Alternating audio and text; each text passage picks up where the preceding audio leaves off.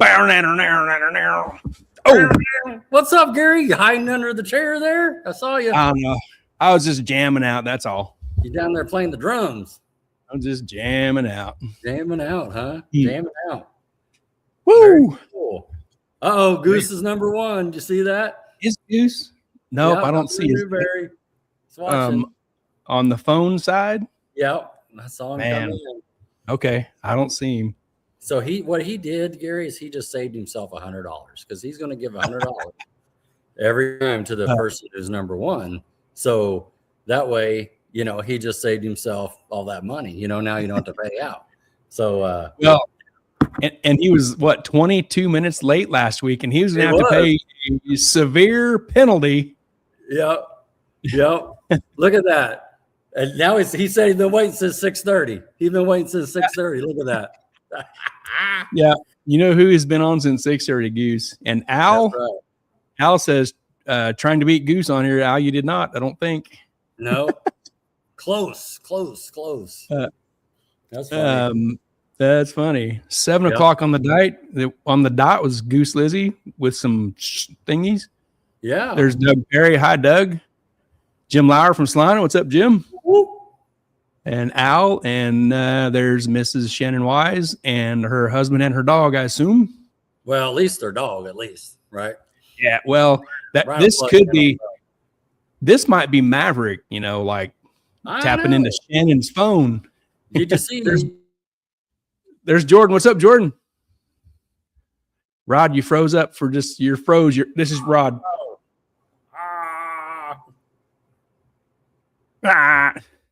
Oh crap, he's gone. Mid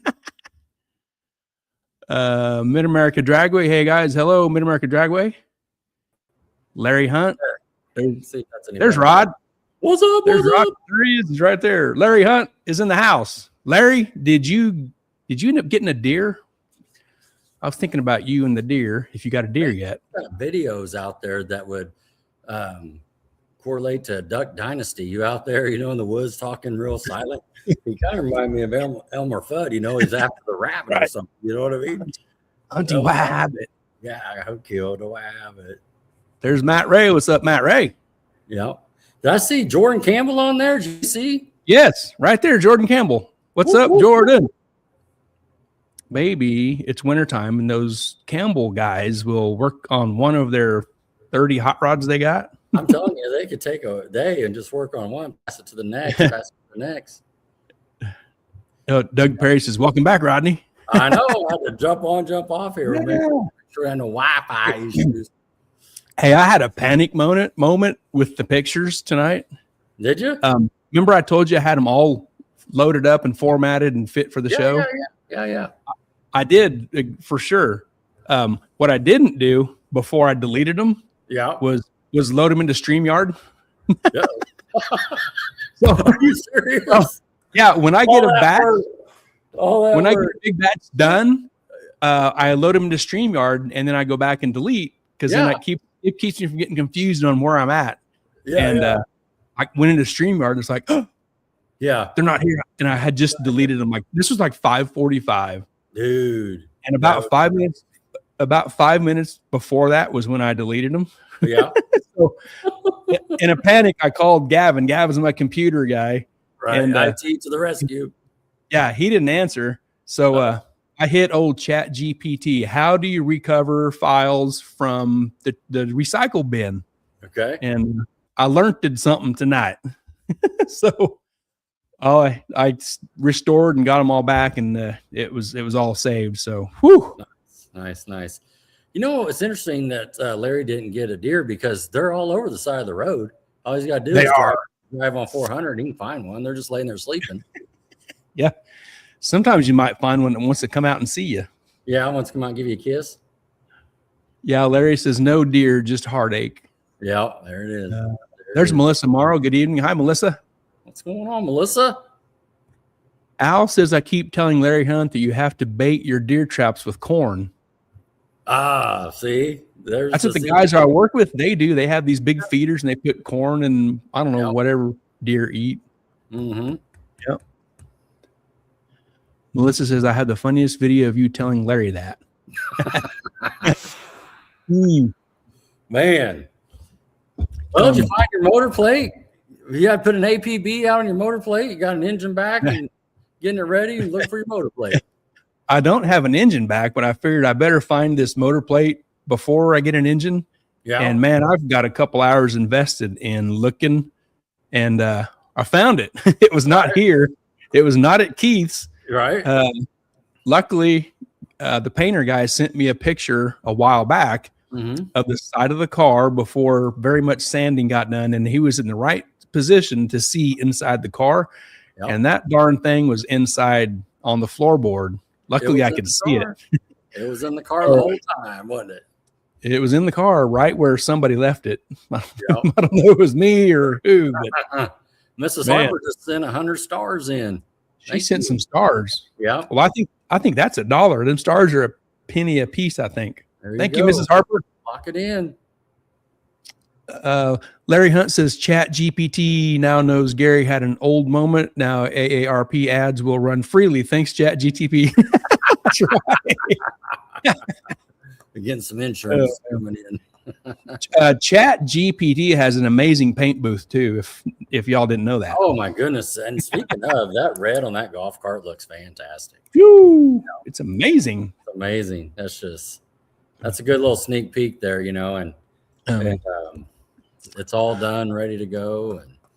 And the American flag, I didn't post on that, but I think did I show that to you? You showed it to me, yeah. Oh, I showed it to Keith too, and Keith had a great idea. I'm going to keep under my hat and see if I can do it. And don't let the cat out of the bag that you didn't paint that golf cart orange and black, because that's Team TNS there. Well, who says it's not? Right? It might be. It's out there on Facebook. Well, you're right. The paint job of the week. There's Troy. Yes, up everybody. Early Merry Christmas to all. Merry Christmas early to you, Troy. Man, it's already and there's here. Barry. It's coming just a few days. There's Barry Peter. Hi, Barry. You know what else is coming this week?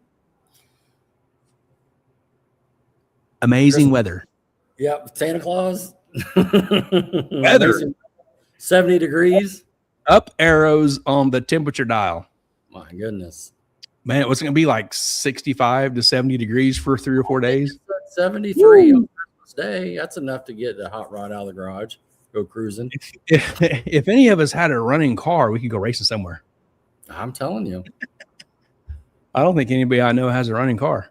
They were racing down at Tulsa and Thunder Valley, I believe, this weekend. They were racing in Bradenton. You just had to bring your Christmas tree with you. Get the Christmas tree. McMurtry went down to that deal. Yeah, made it down to 4 cars. Man, that's awesome. Yeah. Yep, that's super cool. Yeah. Doug Perry's got you figured out. That's the bait picture, Rodney. Yeah. That's it. He does. Yep, he does. Yep. Yep, man. Very cool. Did you do anything cool today or this weekend? During the week even?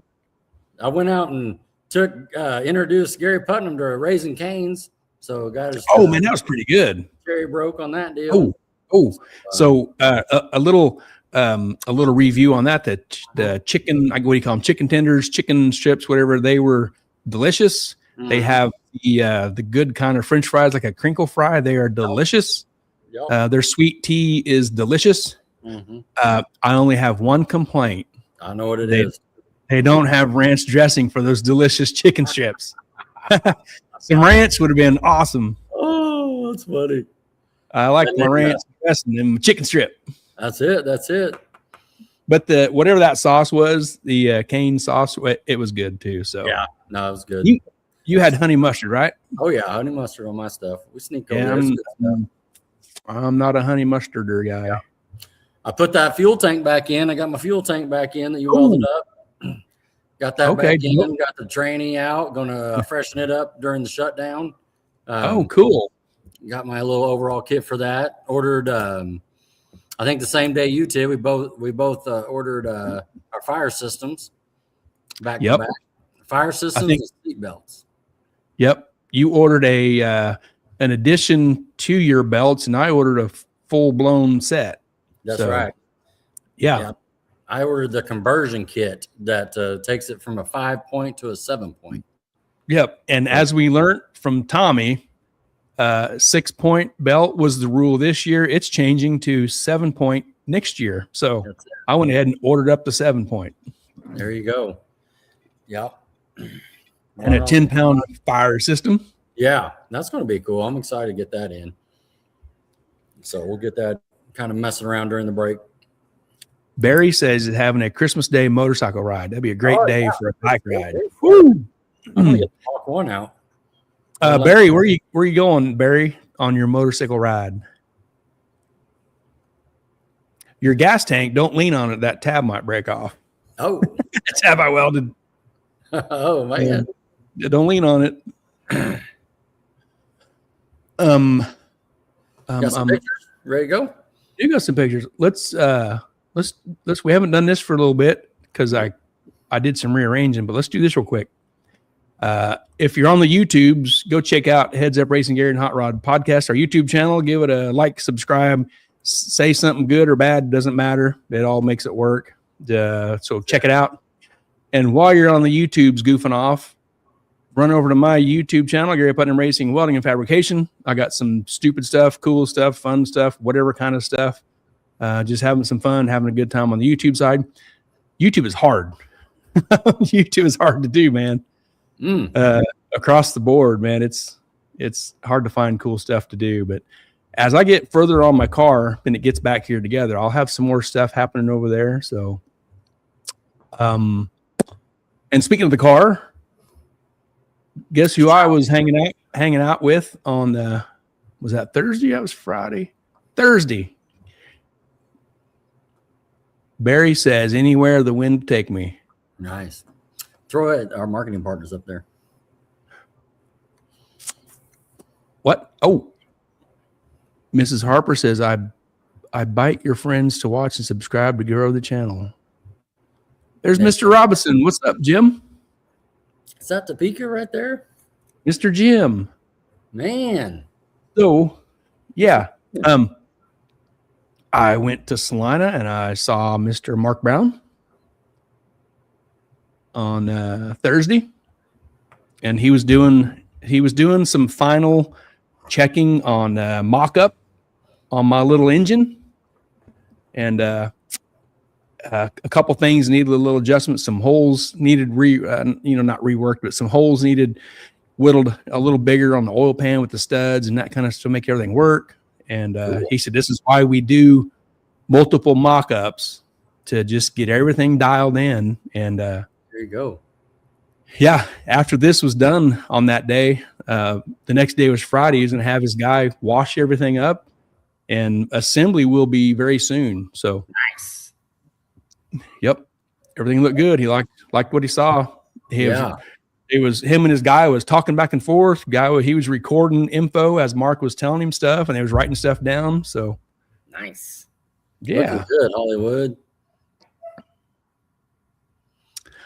Oh, here we go. Mrs. Harper says, invite your friends to like and subscribe to the YouTube channel to grow the channel. There you go. There you go. Do that. Invite your friends, or else. Or else. So yeah, it won't be too long, I think. Get this thing together, get it on the dyno, and bring it home. Nice. Man, more comments to catch up on here. Chris Paget says, where can I get a 6-bolt Suburban block? You just got to get a drill and drill that 5th and 6th hole, I guess. just drill it out, right? Yeah. Hey, Larry Hunt has a good question. Is there a date set yet for Mel Hamilton open house? Yes. There is. And tell Larry Hunt to look on his messenger, because I sent it to him last week. Oh, geez, Larry. Right? Let's look up here. Yeah. I'm looking. Because I talked to February 21st. Yep. It's on the message. MH4. It's on my calendar too, so it's official. February 21st, Phil Nightingale. If it hits my calendar, it's locked in. It's official. It's official like a referee whistle. Man, that intake looks good. And heads, and that's a Innovators timing set there, right? Yep, Innovators West timing belt setup. It'll have their balancer on it. It's just some Suburban heads and a Suburban block, some Suburban lifters, Suburban crank. Yeah, good. Yeah, that's a good looking intake. That if anybody has seen Sean's custom alloy stuff, man, he does good work. Yeah. And I don't know where he finds his time, but if you ever get on his website and look at all the stuff he makes, I don't know where he found the time to design all that stuff. He makes a ton of intakes for stuff. Golly. Yeah. Really talented dude. He makes super nice stuff. And he makes valve covers and oil catch cans and the breather, hold down, breather tanks, valley plates. Yeah. Yeah, man. He's a super talented dude. We talked to him at PRI. He's a real nice guy too. Yep. Over there by Melbourne, Australia. He's Australian, mate. Down under. Looks good, Gary. Yeah, I'm excited. Yeah, I'm hoping. Well, I took the valley plate home. I had to weld a fitting on it, an ICT billet valley plate. Welded a fitting on it to put a little hose on to read crankcase pressure with the sensor. And I said, "When do you need this back, Mark?" And he said, "Have it back by Christmas." So yeah, I'm hoping I'm getting an idea of when he's gonna, want to put it together. Right. He can put it together without that valley plate, but yeah. So we'll see. I got some hopes. Cool. And the car is moving along. It's about to hit the paint booth. So yeah, heck yeah. Yep. The Goose says, how far south of Wichita is Mel Hamilton Ford? It is smack dab in the middle, buddy. You're in trouble. If you make it there, you're under, the parole officer will be looking for you for real. Well, Goose could come up here, but he may have to turn off his location deal on his phone. Yeah. Just shut that off.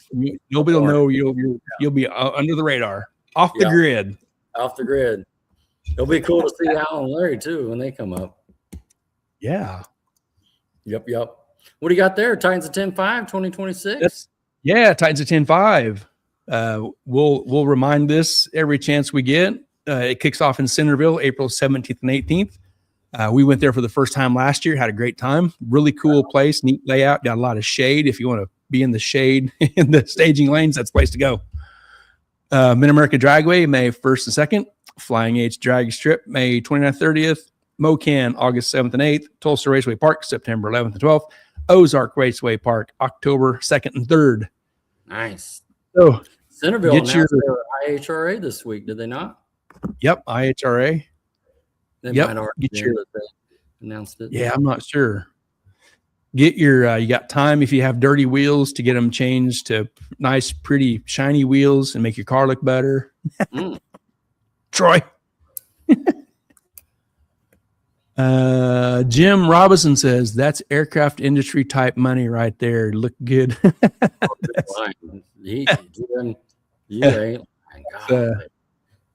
That's working every hour of the day that you're not sleeping right there.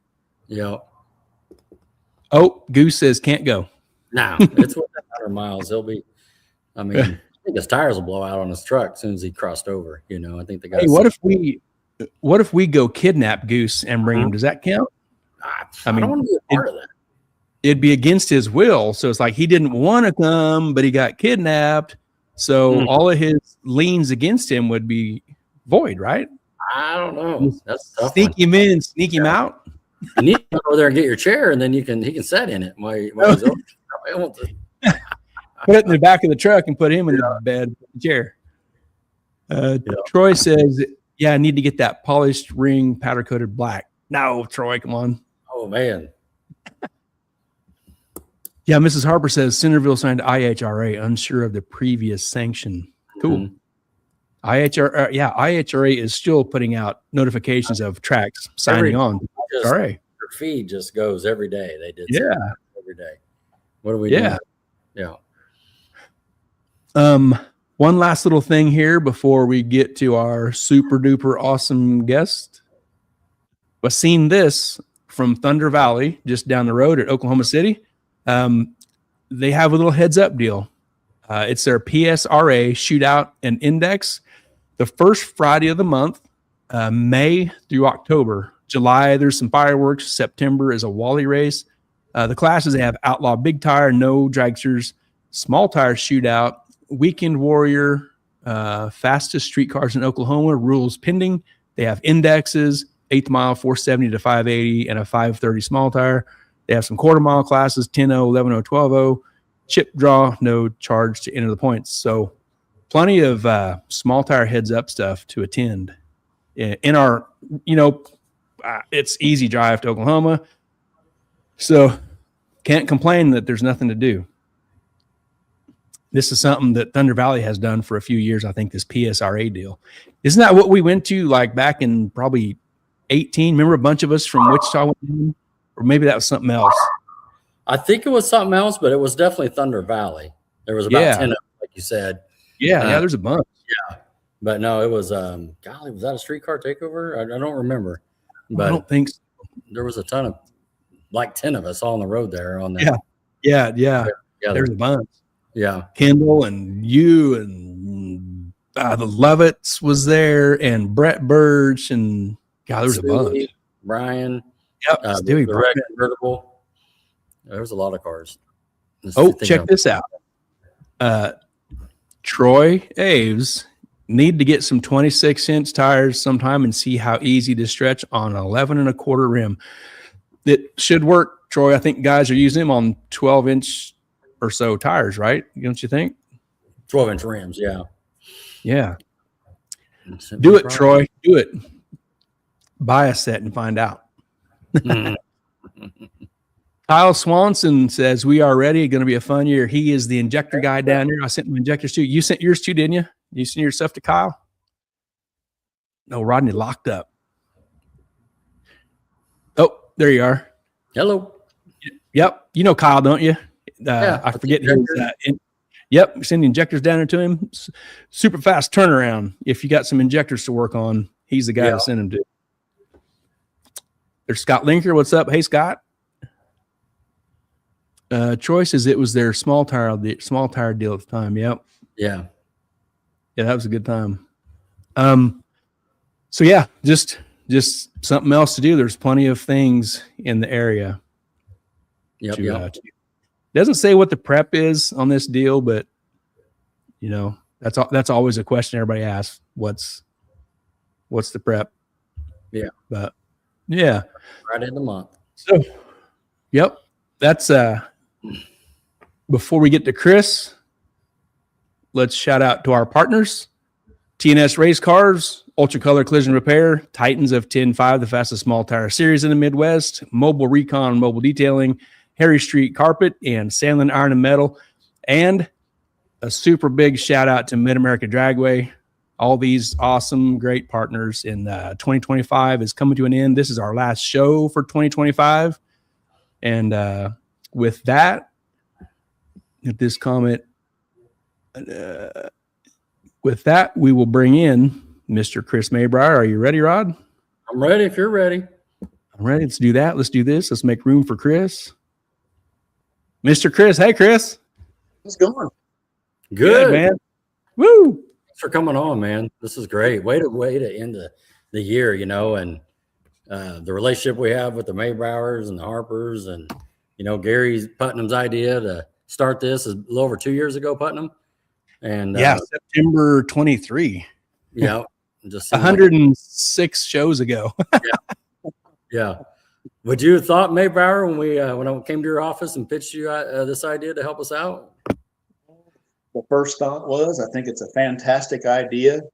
I knew you guys would nail it, and you've done a tremendous job with this thing. And I don't think most people have any idea how much work, or I guess you call it a labor of love, this is, and how much time you guys have to invest in this thing. But good grief, look what you've done. You guys are practically YouTube famous. Gary, you say YouTube's hard, but you guys are YouTube famous. You go to PRI, people are like, hey, the show, So the big thing is though too is you've united a lot of people in this area that are racers, and maybe even some that are not, and kind of brought them into the fold.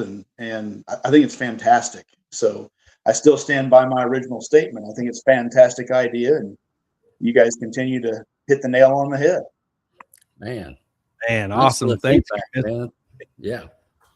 I think like Rod probably feels the same, and he may say so, but it's hard to say how much after 106 shows, how much it's helped, but I really feel like it's helped in some way. It's hard to gauge how much, but really do think it is helped. Like you've said, maybe bring some more attention to the track or the sport or the interest in, heads up racing or whatever kind of racing you want to do. And it really feels like it's had to have helped in a small way to a big way. It's had to.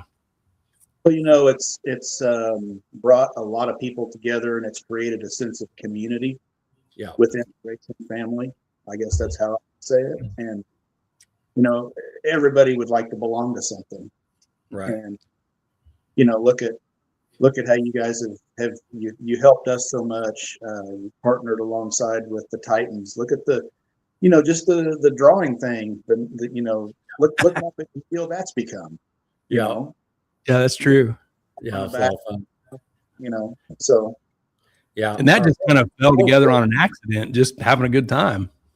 The chip draw, dude, with Rodney pulling the chip and the waffles and the bacon. Yeah. Our whole goal is just to be a platform for the community. And, when it gets a little left or a little right, and, just if you stay to that statement, that mission statement, just try to be a platform for the community to deliver, communicate, and get the message out. And I think we've done that and surpassed it. And like you're saying, the little things like the chip draw, the pancake fist, any kind of things going on. Gary and I talk about this too. How cool is it to go to a race event and then see the results the next night on a show? When in the 2000s, the 90s, the 80s, you weren't doing that. You might have some newspaper that would come out a month or two later, and you might have your name at the bottom of it because you did something. But like we said last week, you had to wait for National Dragster to come out to read about it. The week later. And you've given some local guys the exposure that they wouldn't have gotten. Right. Yeah. Yeah. Larry Hunt has a shout out. He says this show is a huge part of Titans and the area tracks. Thank you, Larry. Yeah. Thank you. Great shout out.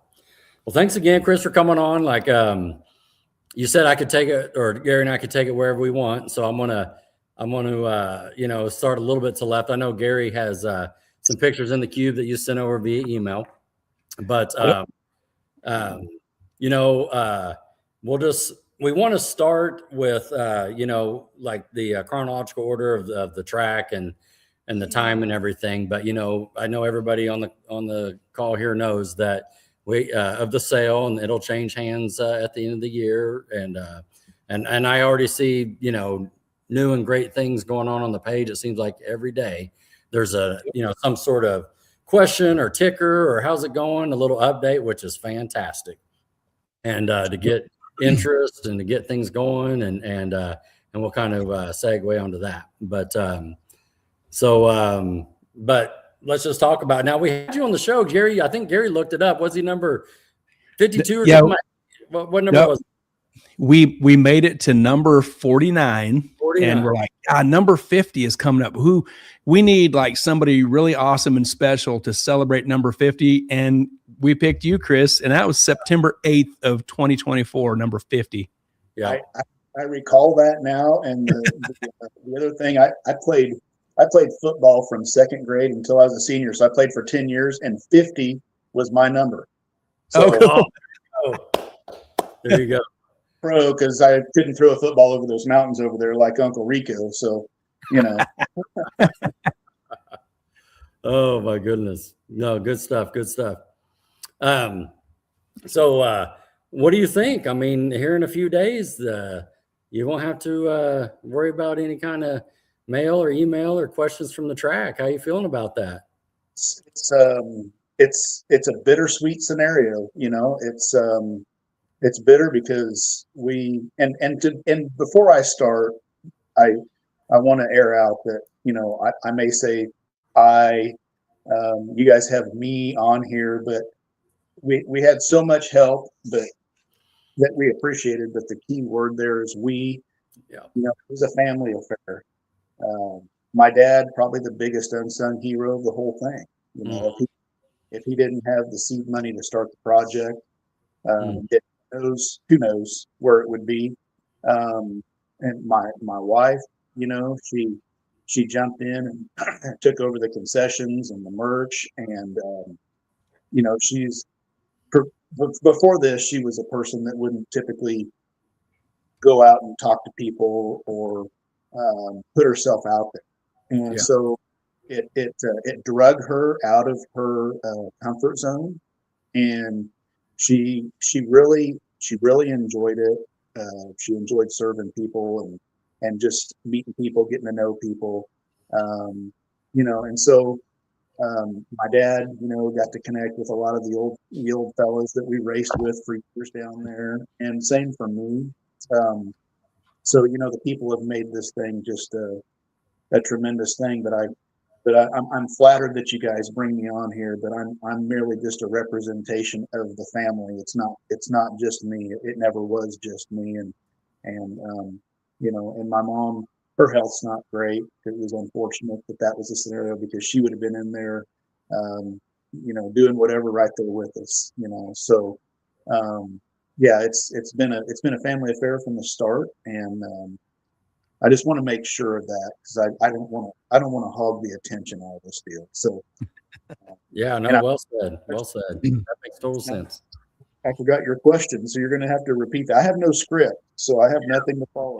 We don't either. I got about 4 questions. I mean, we've had 2 meetings, and and talk through this a little bit, and I got a real good question I'm going to save till later. It kind of leads up to it. But let's just start like when you bought the track. Let's just talk about the track for a little bit. What year did you buy the track? So if you go back to 2017, and this would have been probably sometime in November. And, Dad and I had discussed to try to purchase the property several times, and then it was like, no, it's just too much. Maybe we shouldn't be doing this. And finally, Dad says, well, let's just try to sit down and have lunch with the guy that owns it and just see if it even could be bought. Because at that time, we heard is, oh, he's a terrible guy. He's hard to get along with and all this stuff. And so I said, well, okay, let's do it. So, we reached out. We had lunch with him in Guthrie, and the fact of the matter is, after an hour and a half, we walked out of there with a handshake and we owned it. Dad's windy. I'm getting that way where I can talk a lot. And we got back in the truck in Guthrie, Oklahoma, and it was dead silent until we crossed Kansas. Oh man. What did we just do? What did we do? What'd you do? It's your fault, my fault, And finally, Dad broke the silence, and he said, I don't know if I should be happy, sad, excited, or scared to death. All the above. Right? All the above. Oh, man. All of this, And so on the way back, we drove back out there, and at the time you could drive around the gate, and drove in, and we started looking around again, and of course we get there and we're like, oh my gosh, what have we done? It was a mess. Right. It was in such disarray. You get a property like that's sitting in the middle of at the time it was a soybean field. It's a 600-acre section and had been pretty much uninhabited for 7 years by nothing but rodents and weather. Yeah. And, some of the pictures that I sent you probably reflect that. I mean, one of the first comments when I got my Facebook page, people are like, looks like they need to be sponsored by Roundup. And it was overgrown, and it was just as if in 2010, somebody, the people, they left and locked the door and never came back. And in fact, that's what happened. Yeah. And so, we look at it, we start assessing things, and we'd been out of it for quite some time. not really realizing how much the sport had changed and how much faster everybody had gotten. We started racing down there when I was 14. Actually, when I was 13, my dad started racing down there. He raced in high school and just got out of it when him and mom got married because he couldn't afford it. Mm-hmm. And that's back in the late 60s. And we started going back down there when I was 13 years old. And then I started racing there when I was 14, and then all the way up until it closed. And, I look now, and we ran. I mean, everybody knows I'm more of a bracket racer background, but we ran on some pretty iffy stuff, and we were just tickled. And it was like, man, I ran within 2 numbers that time. That was a pretty good pass. That's the way it was back then. Right. And, just like everything, it changes and everything gets tighter, gets better. And so, boy, were we in for the biggest surprise of our life, and we just didn't know it yet. Sure. So going in there, did you have a plan as far as like getting things cleaned up and, hey, look ahead, we're going to be open in 6 months for our first race, or what was kind of the plan coming out of the gate? So we met and made the deal at the end of 2017, and we couldn't close until right after the first of the year.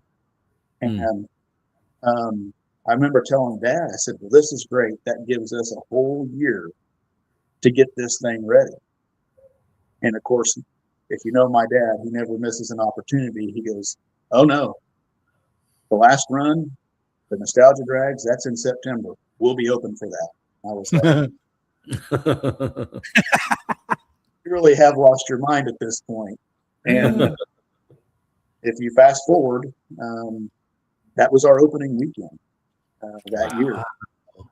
September 17th, 18-ish, part of that timeline. And again, go from construction 7 days a week and some seriously long hours, and we had a lot of help. We had a ton of help, but we kind of went from first gear to third gear. People were pushing, and there was a lot of enthusiasm and excitement, and we really appreciated it. But it got into a lot bigger thing a lot quicker than we had anticipated. So, it was a tremendous experience, and just the outpouring of the people that were willing to help and the resources that were brought out about just about brings you to tears. Really, the amount of people that were just right there for you. That time, before, you purchased it and now you got to open in September. Take us through a couple memories there. What was some lessons learned, looking back? It sat for quite some time, and we knew when we got in there and we scraped literally with the tractor. We scraped the beads like you see in those pictures. The pit area looked like a field because there was so much on the concrete. And as we started cleaning everything off, we kind of figured, the first 300 foot of it, the concrete, it's going to have to get redone. So we kind of planned on some of that stuff, but and then you kind of start looking around. It's like if you've ever bought something and you bring it home, and all of a sudden it's like, this thing's not as slick as I thought it was. Sure. And we find plumbing that's frozen and that had burst, and you see everything that's skin deep, and then you start to try to work on it, and everything underneath it crumbles, or the timing system thing. Everything was there except for the tree. Somebody got away with the tree, and so we decided, okay, we're going to try to rectify this timing system because we've got it. And if I could go back, I would have not wasted my time and our money. We spent so much money trying to make that first timing system work, and it did okay for the most part. But when you get right down to it, there was a lot of headaches. And because of that, I learned an awful lot about timing systems and how all that stuff works. And I don't know if there was anybody that could read a time slip as good as me for quite a while, because I had a lot brought to me. and you know, and one guy has a timing system issue, and sometimes it happens. You know, sometimes something goofy happens. Right. Seems like you have one guy that has it, and then everybody thinks they have one, whether they have one or not. And so it's like, oh, and I've got to show you the math and all that. But then there was some of them that were legitimate, and so then it's like, okay, how do I make this right with everybody? And sometimes it's not possible, and that's not the kind of person I am. It's not the kind of people we are. You know? So that was a challenge. You know, so we got everything cleaned up. You know, the tower, we had to cut the floor out. It was rotten, and you know, those buildings, they weren't that old.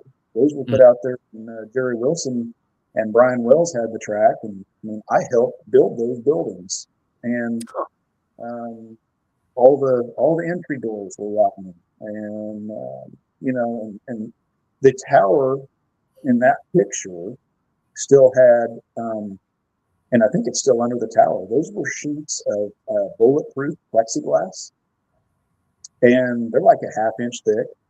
Oh. But it looked like something took a sandblaster to it.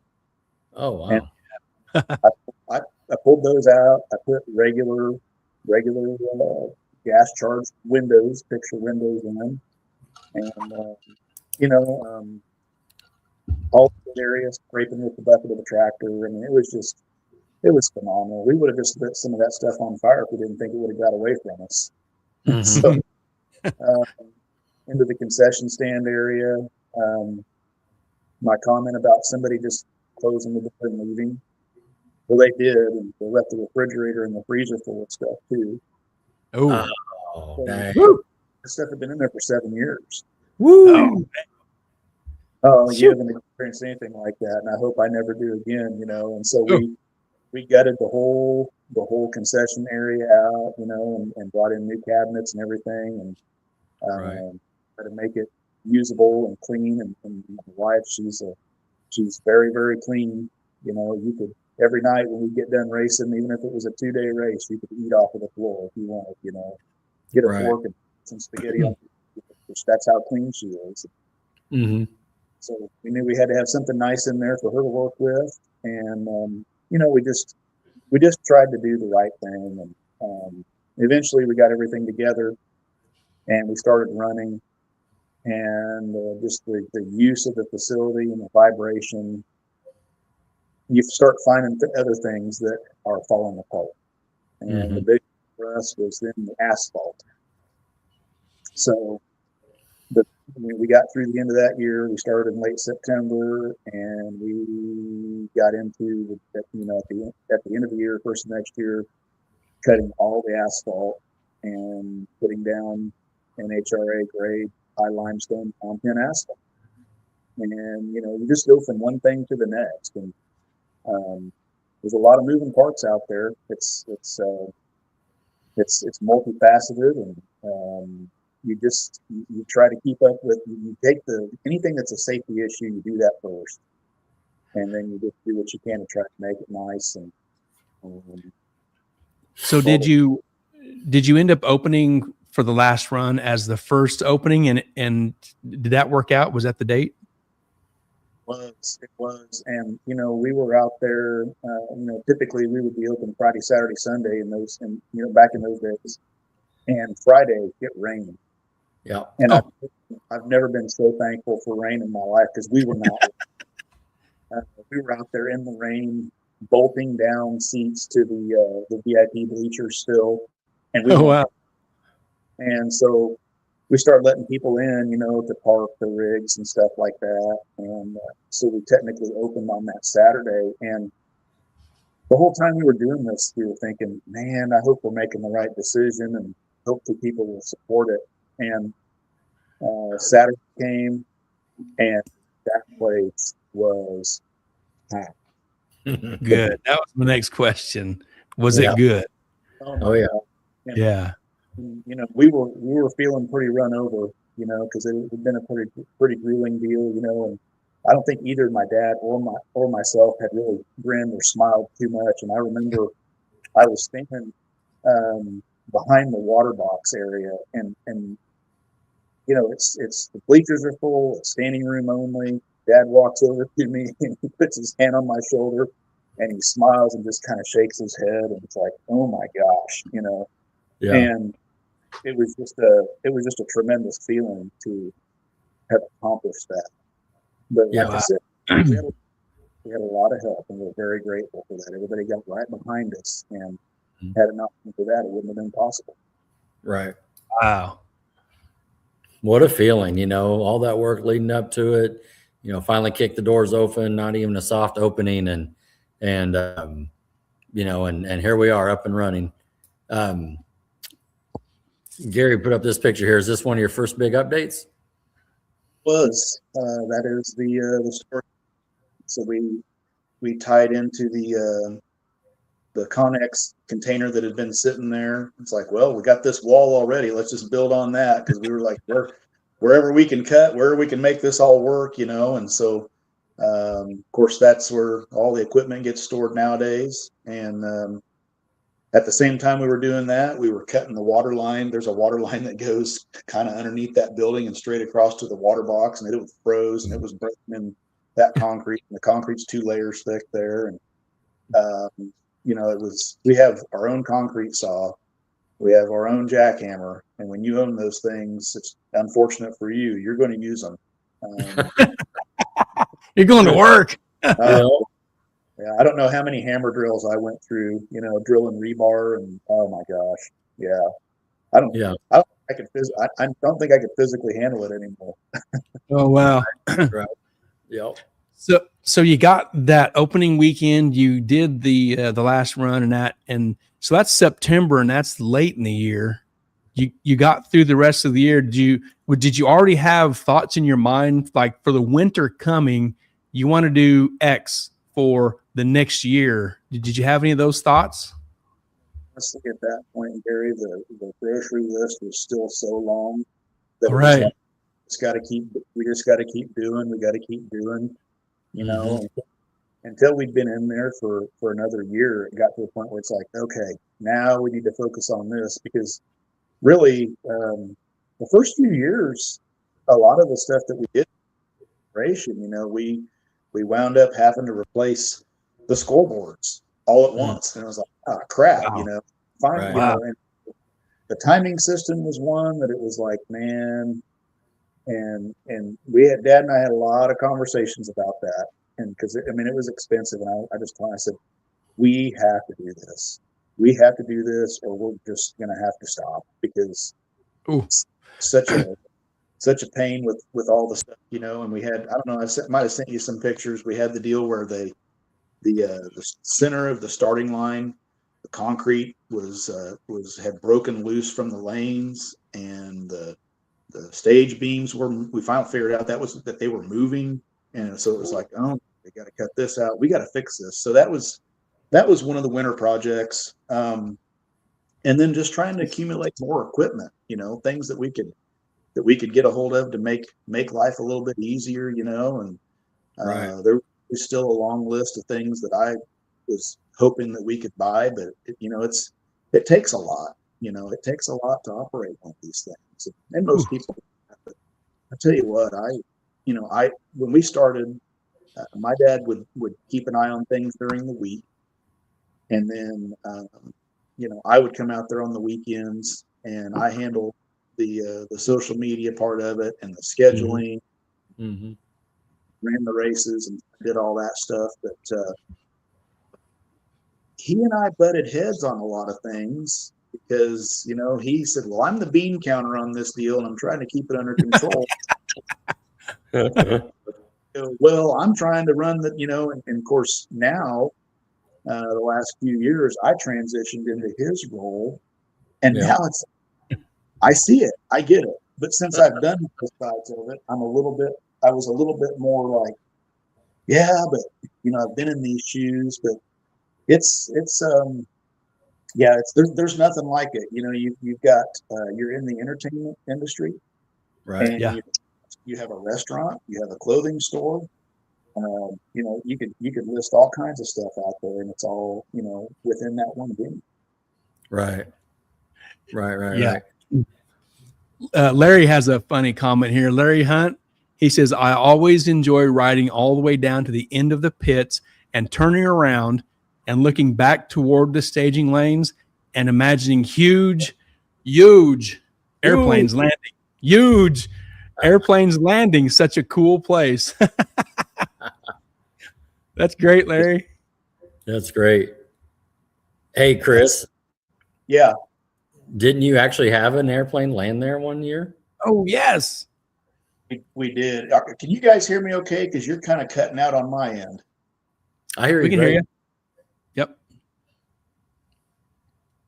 I think I might be you guys. It's real choppy. I got you loud and clear. Yeah, I can hear you. Might be your service, maybe. Maybe. I'm not real sure. Yeah, Rodney, wasn't that airplane the no prep in the spring? Wasn't it? Because we was watching over there, and that airplane landed, and then like the state trooper come in or the sheriff or somebody, and yeah. You remember that, Chris, or were you out there? The Harpers might have taken over at that point. It's hard to say.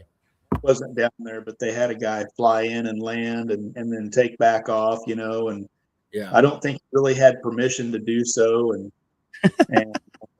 Mike, our EMT, he is Mr. Safety, and I was so grateful for him. And he was like, man, he was worked up about that whole deal, because he was like, something could have happened. I'm like, yeah, I get it. And I wasn't even there. I was at work. Yeah. No, that's great. So, just kind of keeping on with the timeline here. We're in year, the first full year. We're laying some concrete here. What are we thinking at this point? Going into the new season. Well, again, it was still a-holes and elbows. I guess we were still in the thick of it. We had bleachers to build. We had the aluminum bleachers to reassemble. We had lights to get working. That stuff hadn't run forever. We had to track down a generator that could run all that stuff. Still in the process of putting together the concession stand,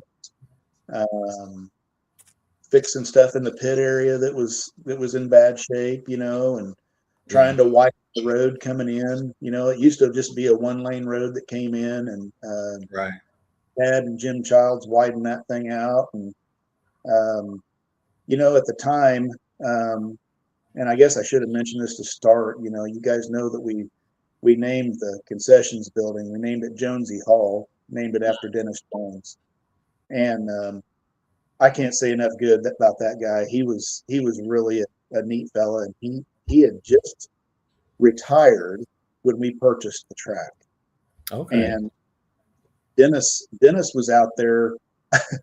I think he was out there more than we were, and it's like, one time he said, I may have to take part of the day off tomorrow. I said, Dennis, you can take whatever you need off.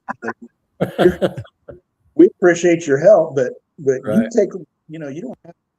He's like, oh, I just really want to make sure this place goes. Well, Dennis was going to actually operate the track for us. Dad and I was like, we get this thing going, get all the right people in place, we can come out there and we can do some racing. Real funny, right? And so, unfortunately, though, before we got open, Dennis passed away in his sleep on his birthday. Wow. He had he was going to take that day off, not because it was his birthday, but because he had a doctor's appointment. Oh. And I'll never forget it. His mom called that morning, just hysterical. It was a really bad day, and he was really just one of those guys that's just irreplaceable. And so, of course, we start thinking, oh my gosh, what do we do now? Where do we go from here? And he was such a big part of getting everything done down there, and was going to be a huge part of it. And so that's when we just decided, we're going to run until we find the right people to do so. And so we just dove in, and that's, but, the projects, they never stop. I mean, we continued to work on it on the weekends, and if we weren't racing and during the week. And, you know, it's just, it takes a lot of maintenance, you know, and if you're caught up on everything, there's always weeds to spray, you know. Right. Hey, go back to your dad for a second. You know, you said you would come out on the weekends and your dad was there during the week. This isn't a Friday and Saturday operation. Go back, for those that don't know, and probably including us also, what kind of stuff did your dad have to do during the week, Monday through Thursday or Friday, that's behind the scenes that we don't know? What's some of the stuff he would have to do during the week that we don't know about? Wheels turning, essentially. You know, we had a lot of guys, different trades, and we had hourly help out there, and he kept everything organized, you know, kept everything moving. When it came time to get equipment, he did the research, tracked down the equipment, got kind of hooked up with Kurt Johnson with Little Venue Concepts. So we can Oh, wow, yeah. some of our equipment, you know,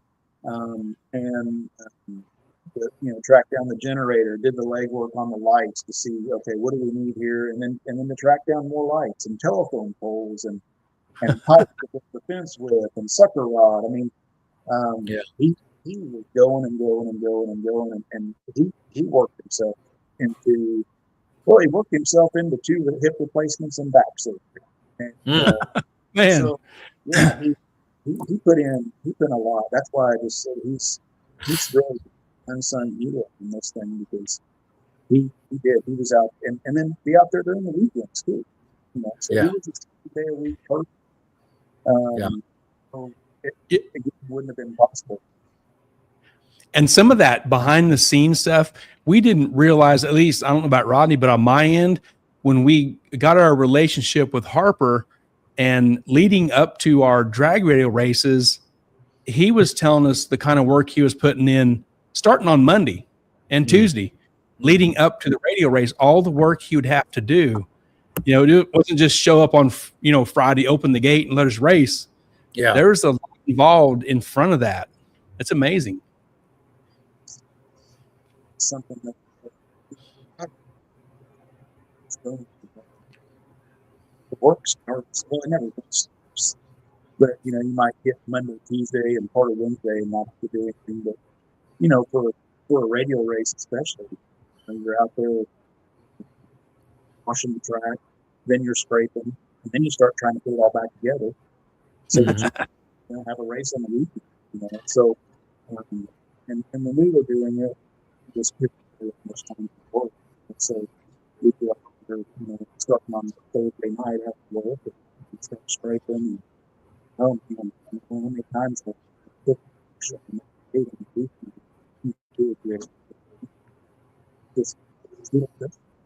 like we're gonna get done.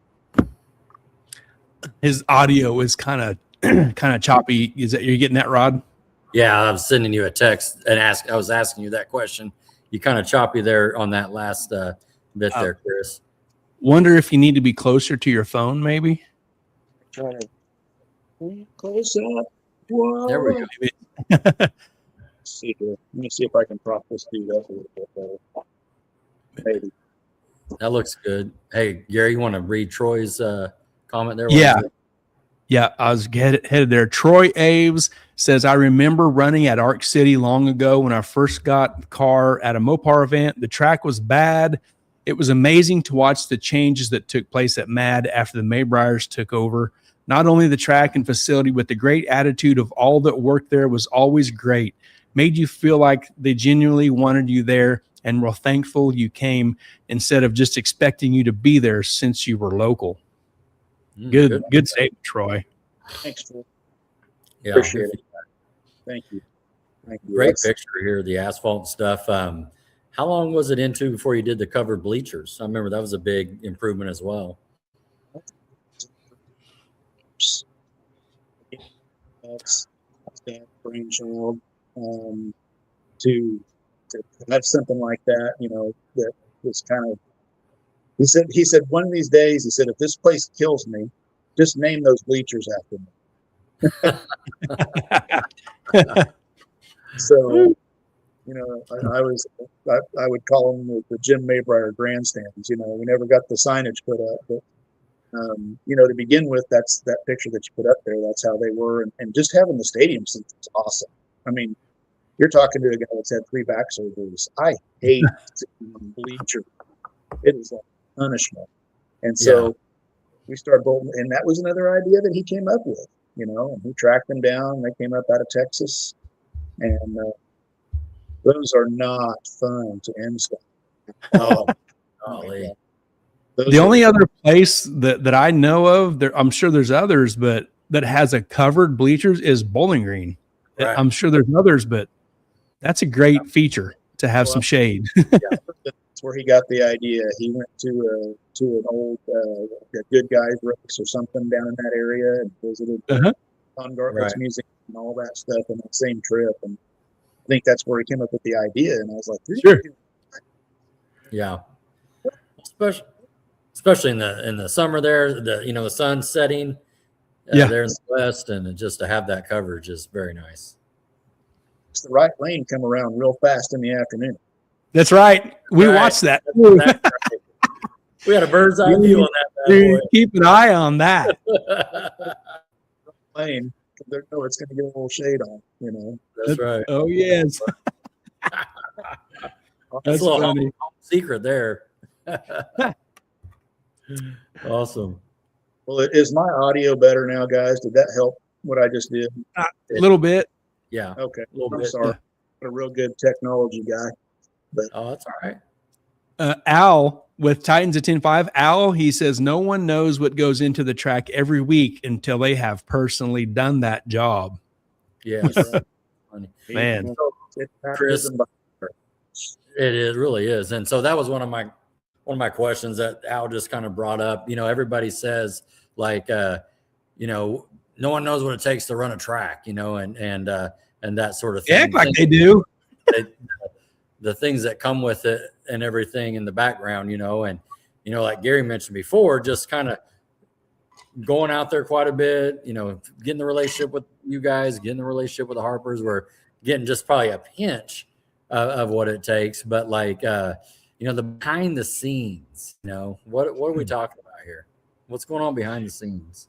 Well, beyond just the track prep, you've got equipment to service, you've got rubber to put on the drag, you've got weeds to spray, you've got concession supplies to run down, or shipments of glue and methanol that we would have it shipped to the store in Wichita because we had an unloading dock, and into the back of my truck it would go, and just all that, and then also too you have to coordinate your workforce.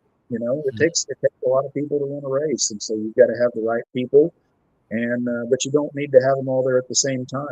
Right. And, I mean, all the way down to when the race is over with, you got to dump the trash. And it's sure. And that's a real fun job. So I always told the guys, I'm like, you guys will help me, I'll buy the beer. And so we start in dumping trash. And we had a lot of fun dumping the trash, though. It wasn't all that. So it's.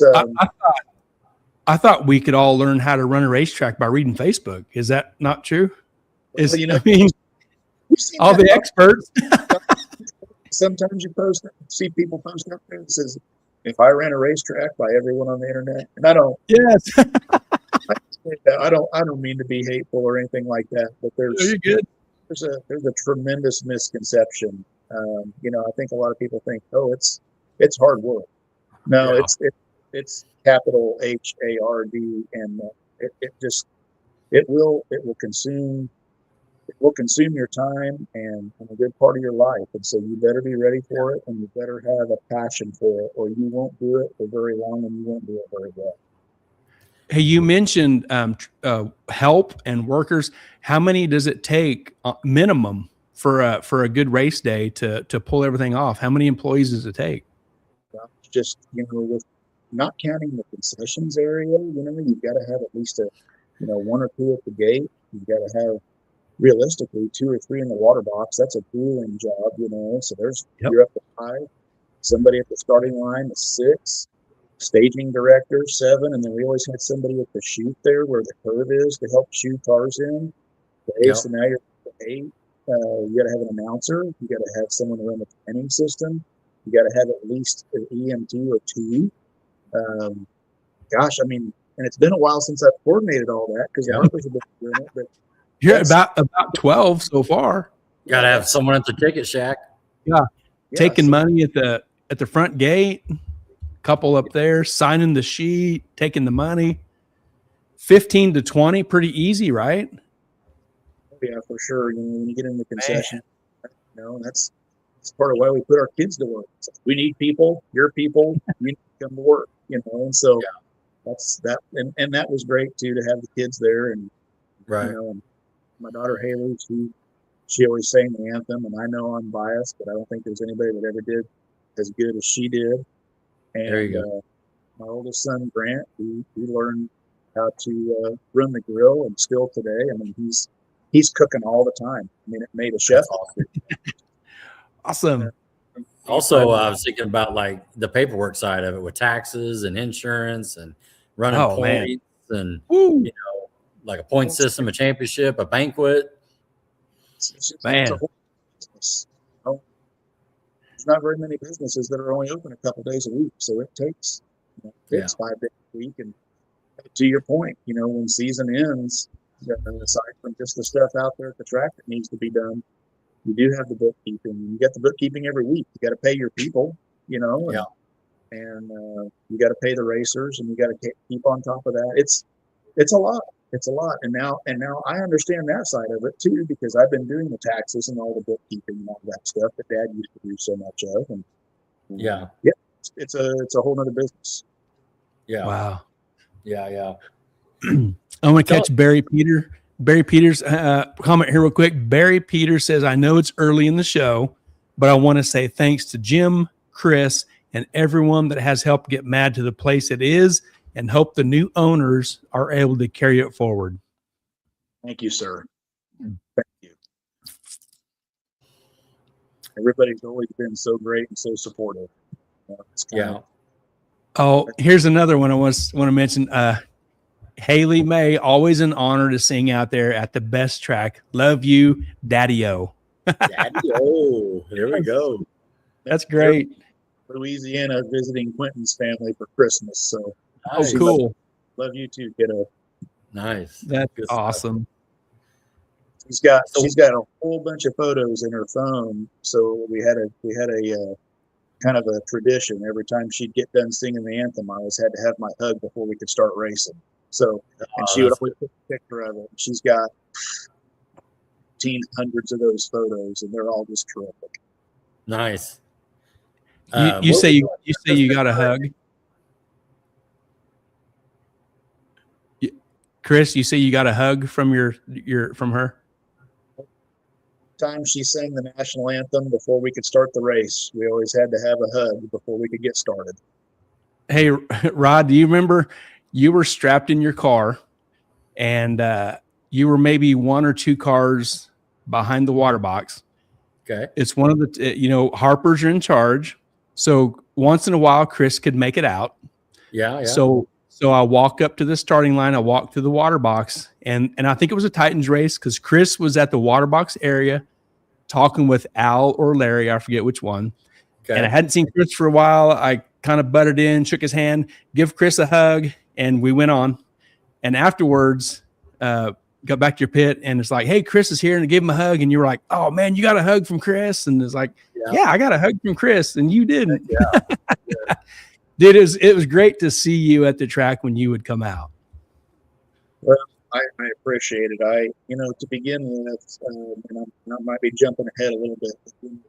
When we made the decision to bring the Harpers in, I did kind of start trying to distance myself, not because I didn't want to see everybody, but I wanted it to start trying to direct people toward the Harpers. I had a lot of people that were still reaching out to me and asking me lots of questions, and there was a few things that I was a little bit unsure of, and I thought, everybody needs to start talking to them, and so we need to start trying to make this transition. And I didn't want to say the wrong thing because well, such and such said this. I didn't want to get in one of those scenarios. So sure. And it's funny because you think I'll have all this spare time, and I buried myself back into my real job that was honestly suffering because I couldn't be there with the track, and I got so busy and carried away there that it was like, hell, I don't have any of this spare free time that I was thinking I was going to have, But it was good. It needed to happen that way because our business was suffering because I couldn't be in two places at once.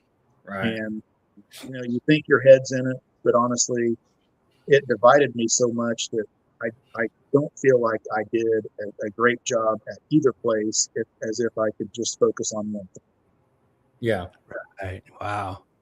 No, there was a transition there like you're talking about, because to Gary's point, you're that guy that everybody wants to see and like, oh, hey, how's it going? And everybody saw, the Maybriers turn this place around, and you're so, easy to talk to, friendly, want to be around, and everybody of course saw you working your butt off, you know what I mean, during the everything. And so I'm sure once the announcement came, we was able to come to the first meeting there, to introduce the Harpers and everything, and kind of went through that as well. They came on, you kind of transitioned out, and that's been a great transition as well. Has that been 2 or 3 years? Help me out there. So it was 3 full years. It was 3 full years. So 3, 4, 5. Life comes at you fast, and things happen, but it's hard to believe that 3 years ago, within the next few weeks, we were having our banquet and turning the Harpers loose, and the most memorable part, my son-in-law proposed to my. So, it's nice. It's hard to believe, 3 months already, or 3 years. Yeah, already. 3 years. Right. Wow. It goes by like, It's easy for me to remember how long it's been because my car broke in September of 22, and the Harpers came the following year, and I never got to race on a Harper track. That's a huge regret and a terrible. I make a lot of bad decisions racing, and not having my stuff operational to race with Harper, it really makes me sad. I get it. The man knows what he's doing when it comes to track preparation. I thought I had an idea of what he was capable of, and then as time went on, I was like, holy cow, this guy is really, really. I mean, I think he's in the top 5 in the nation, if not higher than that. 100%. I mean, discount anybody else. Yeah. You know what Harper has done around here? Harper has made, okay, I can only speak from helping Rodney and seeing other cars. Harper's track prep on your track makes guys tune their car up to run faster, not pull power out because the track isn't any good. He makes you turn your car up to run what it can run, not pull power out. He's got a track there for you. You can use it. And man, he did an amazing job. Well, and just to add to that, we learned that going to the Titans deal because, we were on Harper's track. Then we ran the series, and we did, first couple hits there, we struggled to Centerville, and Foreman came over and he just whispered in my ear and goes, "Hey, not all the tracks like Harper on this series." Right. And walked away. And so he knew. Yeah. Well, and Rod, I even heard several times racers are like, "Oh my gosh, this track's almost too good for a bracket race." Everybody runs the same number every time they go up there, and it's like, well, if you're going to have problems, you might as well have high class problems, so. Right. Yeah. And Rodney and I, we have a good relationship, and we follow Devin Vanderhoof, and he races out of South Carolina, and them guys put down tremendous times. And so they're tuning their cars to always run faster and faster, put more power to it because their tracks are capable, where we had kind of been used to pulling power, making it work, where a Harper come along, it's time to put power back in it because it's going to work. The track isn't going to be an issue at all. And, we made the change from Renegade. We tried Renegade at first, that's what I had used, and we started with that clear back when Clayton and I started, when it was JS. And anyway, we said, this stuff is good, Well, then we got our next shipment, and they changed the formula or something. We started having a little bit of trouble with it, and he was like, he goes, I've been doing this for a long, long time. We just really need to make the change and go to the PJ. And he said, I've used, I don't know, I've seen drums of this stuff. And I said, okay. So we swapped over, and, and that was another key factor to make it work. And, but he's familiar with how to work with it. He just been doing this long enough that he can look at the weather, and he knows, depending on what kind of race, how to cut it. What kind of cars are we going to have? Here's how we need to set this thing up. And it's just, I hate to say it this way, but the truth is, it's almost effortless for him. Aside from the physical effort, the deciphering as far as what to do, what kind of combination, it's effortless. It's just programmed into it. You are an important part of that puzzle too. You provided him the equipment to pull that off also, with his skill and his knowledge, the tractor and the scrapers and all that stuff. You're a very important part of that puzzle too, Chris. Yeah. Well said. I did that job. I know how much fun it was. Like I said, scraping until 2 or 3 o'clock in the morning, cleaning off the scraper, and it was just, and it's like, man, if we had just a little bit bigger tractor, and if we had a track scrubber, we wouldn't be out here with reducer cleaning this crap up, and then you got to put the track back together, and so again, another scenario where Dad and I had to put our heads together, and at the very beginning we did not agree with each other, and I was like, we really ought to do this, and eventually we came to an agreement, and we bought that other tractor that's it's a little over 100 horsepower, and track scrubber, or we call it happy hour, because every time you have to put it up, it saves at least an hour. But you get with that. Awesome. Aside from the difference in cleaning it up with reducer, you got to put the track back together. You clean it, it's better than it was. You don't have to respray it. You cleaned all the residue off of it, and and end up with that. The ride-on broom was something. Gosh, we needed something like that really bad. Right. So and then we were fortunate enough that Darcy and Rocky donated us a mower, and then Pulitzer built it into a scraper. Mm-hmm. Gosh, I would have gave my left nut for that thing multiple times. Yes. When Kurt Johnson started making those, I showed it to my dad, and he's like, man, that would be nice. He goes, how much does one of them cost? And I told him, he goes, you know how many scraper blades and how much propane you can buy for that kind of money? And I thought, get to work. Whack the button heads.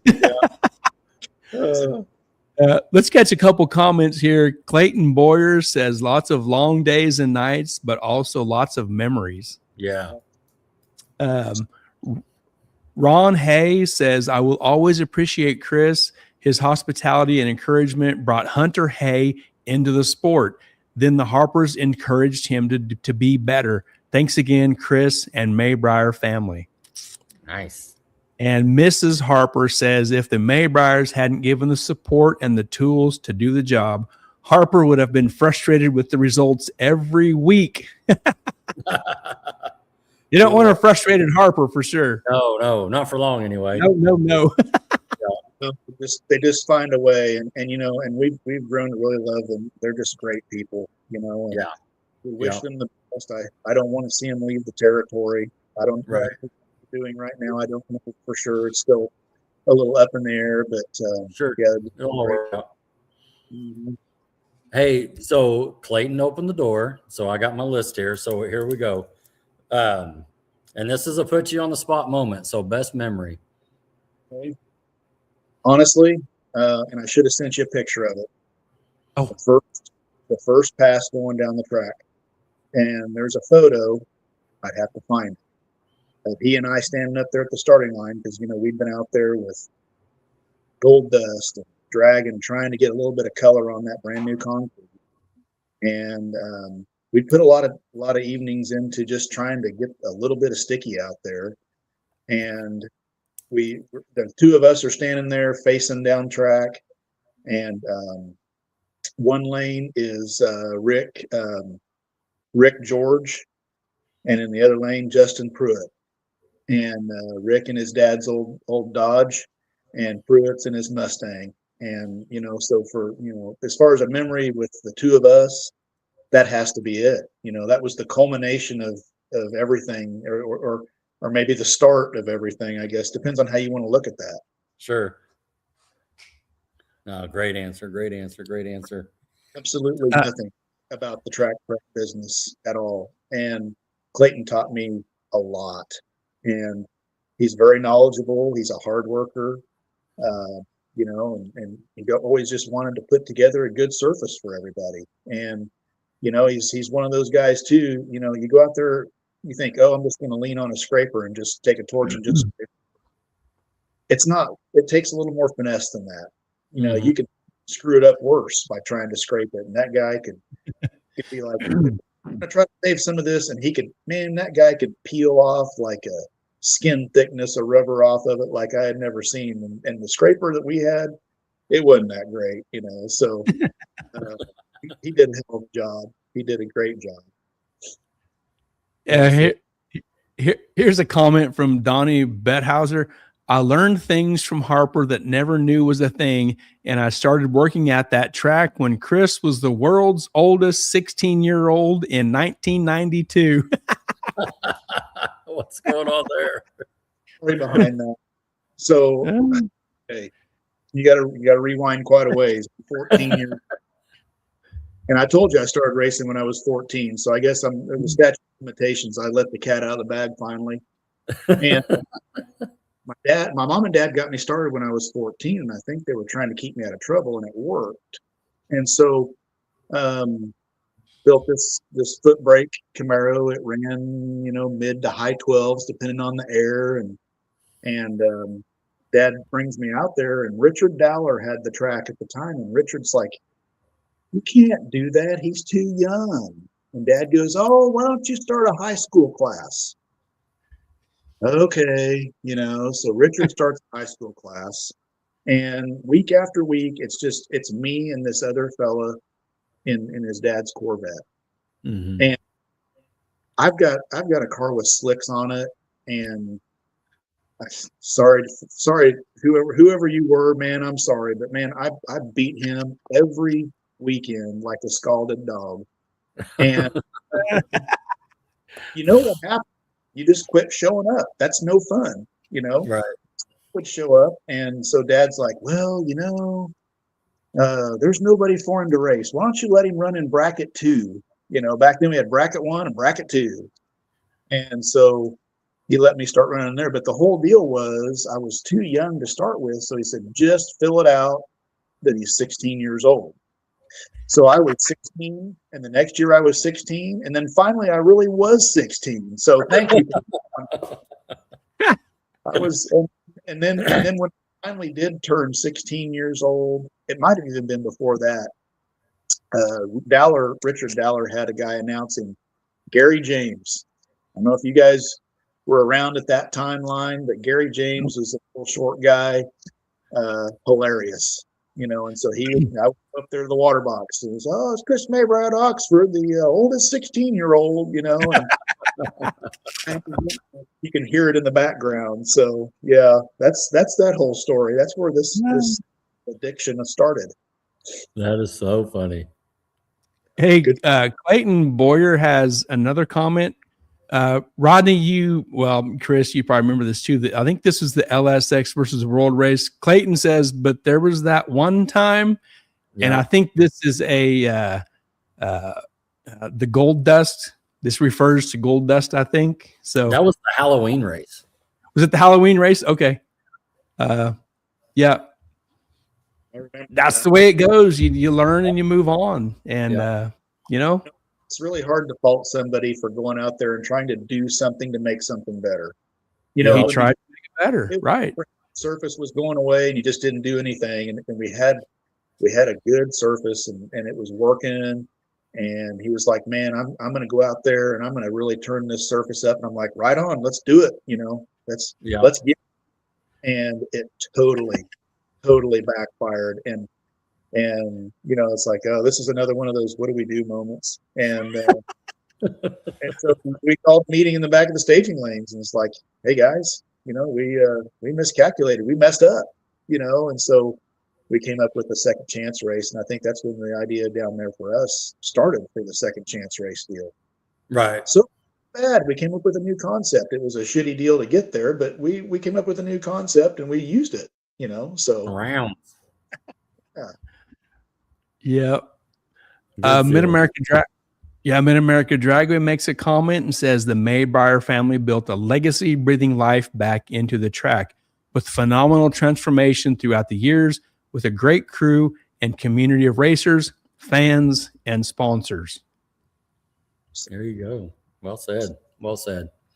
Yes. Clayton says he still gets reminded of that. I've got a really awesome picture I should have inserted in here. It's hilarious. Clayton, you know what picture I'm talking about. I've got it. But yeah. You learn and you move on, Yeah. No, it's good stuff.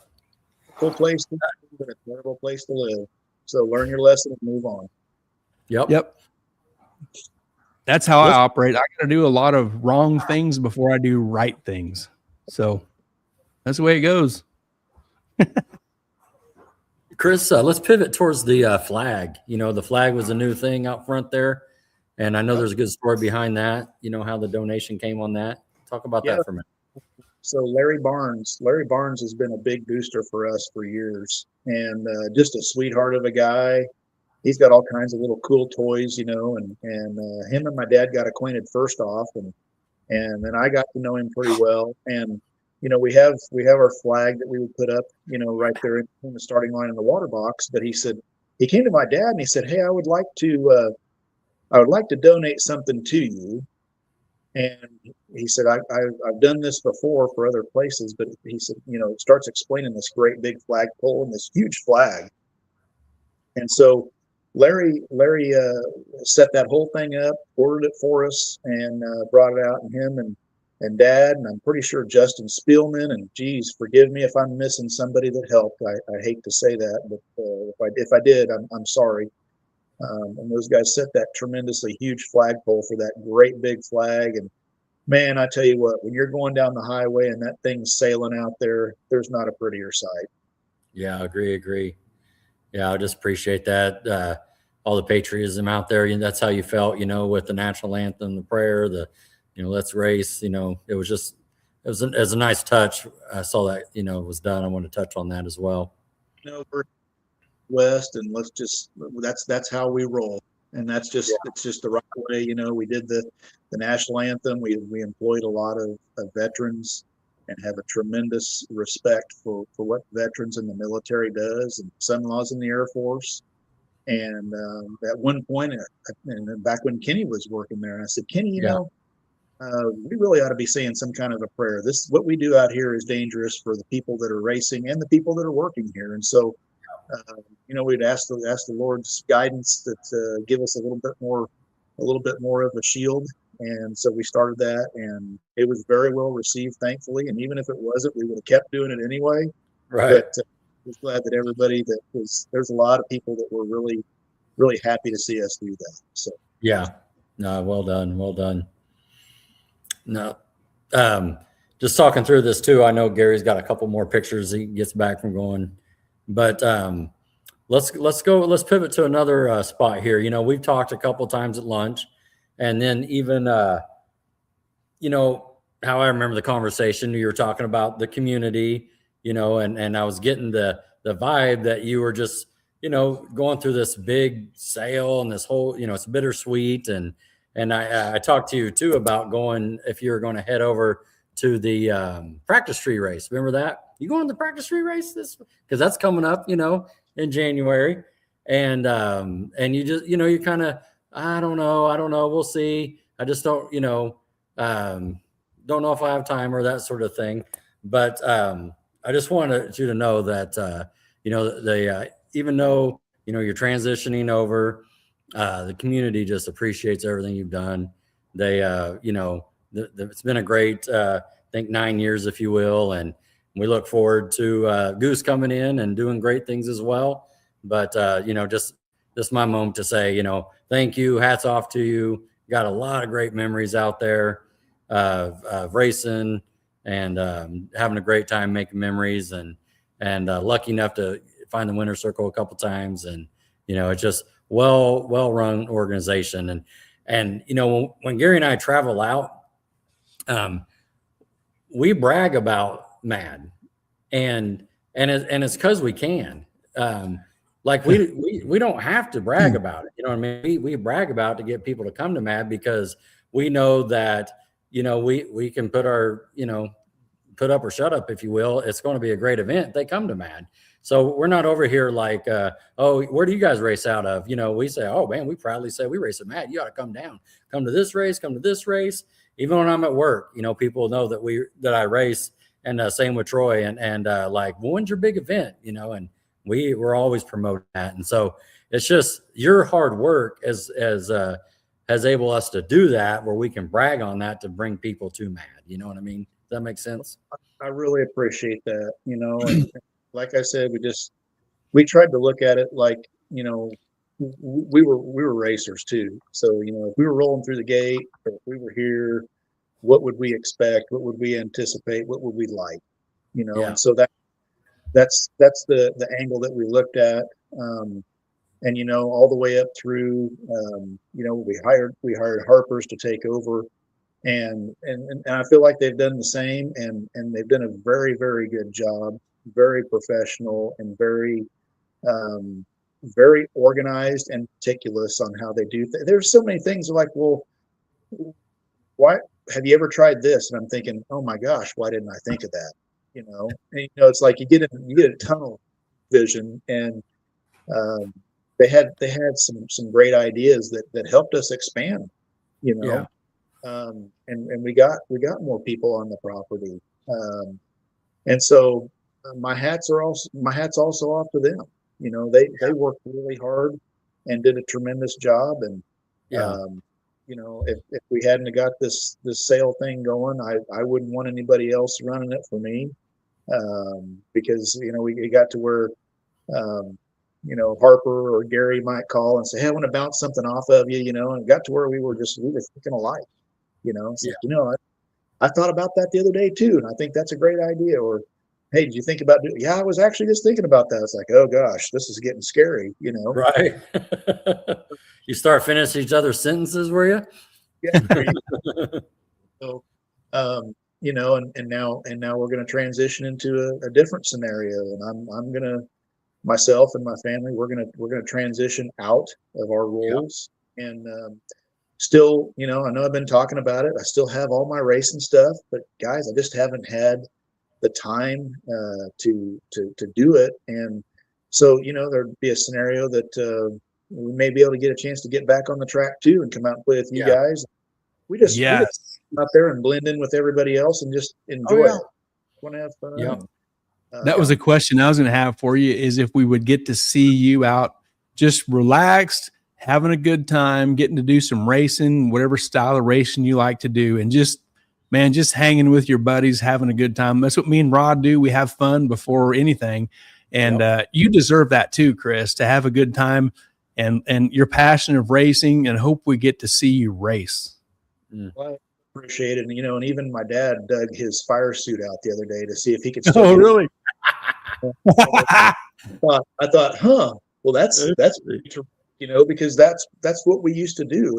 If the track was open, we were there. Right. And, and that's part of why, my wife never argued about us going to the track, because she knew that was part of life, and she loves it there too. We love the place. Right. Met a lot of people and spent a lot of time down there, but we would like to get back to, going out and playing and enjoying it. And I mean, you guys, you catch me after second round, I'm sure I'll be out drinking a Miller Lite, because that's no better than, so. I got a suggestion for you. Okay. There's this really cool series called the Titans of 10-5. You should look into that and follow that series. Oh, It starts in April in Centerville, Arkansas. yeah. And that brings up a whole other thing too. All the guys from Titans. All the people that I've met, that not just racers, but other guys from other facilities. And and Al and Larry. Wow, what a great couple of guys. Yes, right. And so even if I transition out of my role, I'm still going to communicate with those guys. It's not like, okay, that's over with, close the book, and I'm off. Yep. Let's catch a couple comments here. Larry Hunt says, "Thank you, Chris, for being a great friend. You make all of us better men." Man, that's well said right there. That's a good statement right there. Good one. Jasmine Maybrier says, "We appreciate you promoting MAD." Thank you. And she also says, "We love the Harpers. They are our very best friends." Yes. Mrs. Harper says, "Boss, you were always open to new ideas and tweaking some of what you had started. We appreciate your friendship and the opportunity to have been part of the history of MAD." That's great. Nice. What more could I ask for? Right. Gary, I want you to do the same thing, but we were talking about memories here, so I'm going to go next. I was just thinking, I have a note here for myself too. I was going to ask you best turnout. And so I think that's got to depend, on kind of, from 17 to 26, that there's a little gap there. So we have different turnouts, but you see crowds like this and it's just incredible with them lining up. Gary mentioned the other earlier in the show about center field. Oh, you got all the shades and stuff. You can see that, and that's cool. But one thing I like about Ark City is when you're coming back, you're on the return road and you see everybody hanging out, waving. You can go up there and tailgating on the side of the fence.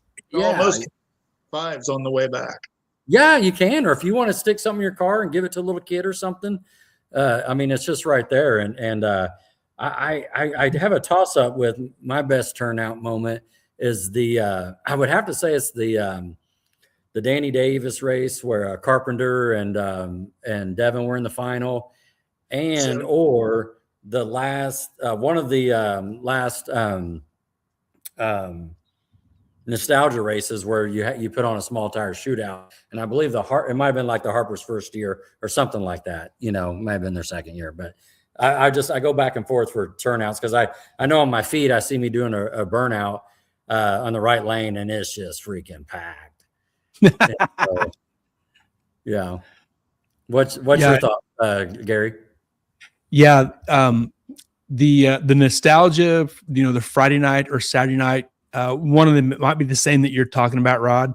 And when we're pitted right there at the curve of the staging lanes leading into the water box, you can see a lot of stuff there. And man, because from there at the back of the trailer, you can see the line that comes in the gate.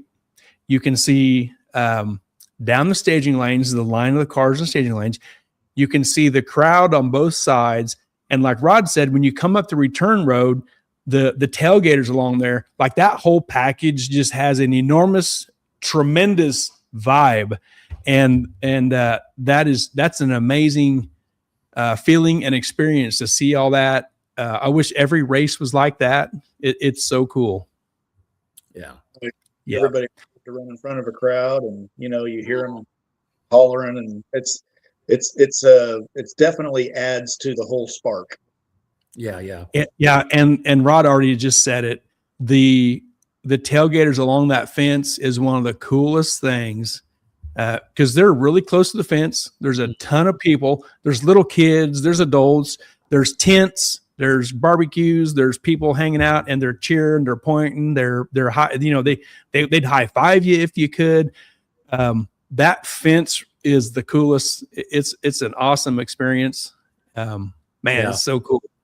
It is. And because I do my little turnaround and kind of cruising on back, and I stop about right there. And get the parachute or wait on Tanner or Gary or whatever, and they just start chucking it up. Hey, has that got an LS in it? You know, I mean, just having a good time, you know. And, sure. It's just this. It is. I look forward to that. I really do. I mean, it's just having a good time, and especially when you know you're going some rounds and you start to get known or whatever there, and it's just the same people are coming back and they're kind of in the same spot, you know, and you know, they got a couple tasty beverages, so everybody's having a good time, and so, but yeah, that's just one of my favorite moments as well.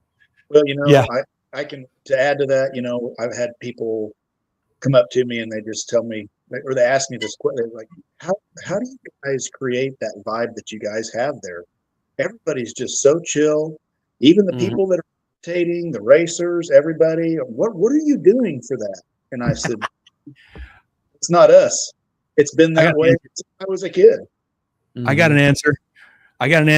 Rod, what's my saying? What is it? If you're not having fun, you're racing with the wrong people. Exactly. There you go. That's just an enormous key right there. You need to find different people to race with if you're not having fun. Yeah. I like that. Yeah. Brian Wise says, man, tons of great times and memories at Mad. Chris, your dedication to the sport will be missed. Thanks, Brian. Yeah. Well said. Well said. Great shout out. G Harper 5276. That's got to be one of the G Harpers. The Garfield Heads Up series made a big splash. It really did. Thank you to the Garfield people for stepping up and helping that out. Yeah. Josh Frazee, that was a big deal. He was a big booster for that. Awesome. Very cool. I think Goose give me a hard time about the corn binder. That's Goose. Corn binder motor. It's got a Ford in it. I got a Ford in it. Yes, sir. Here's some really cool aerial shots that you sent. How much of that land was, however you want to say it, is the racetrack's property? All the concrete and all the grass that looks like it's mowed, you know, and then if you look on the right side, you get down to about where the quarter mile stops, and then it comes back in within about 50 feet of the concrete all the way around. Okay. And then out in the front, when you're along the highway, there's I think there's 600 foot of frontage, or no, I'm wrong, 750 feet of frontage. So the fence out front where we have the sponsor signs run along the highway, full width, so you can kind of see on where the road coming in from the highway to the east there where the mowed grass is, but there's actually some of that field to the west that we just left as farm ground is also part of it. Okay. Huh. Very cool. Very cool. Tried to buy a whole section, all 600 plus acres of it, and the farmer wouldn't sell it. And I know that Goose and Lizzie are trying to purchase more land, and may have already. They've been in talks. He's got, obviously, you've seen there's a lot of big plans for a lot of different things. So So they have a dirt track in the works starting in January sometime. Yeah, my understanding is it's going to be out in that area that's the grass. There's enough in the triangle area. No, towards between the pit area and the road on the east side. Oh, really? Oh, okay. I see it. There's the brown area there. Yeah. Yep. Oh, wow. Okay. Yes, sir. The thing is and I can shift over, we're going to transition. I want to give those guys some due diligence too, because they're excited. They're really excited. They've looked at what we've done. They want to continue in their words, they want to continue our culture. Be it heads up sticky track, be it bracket racing, be it no prep, be whatever it might be.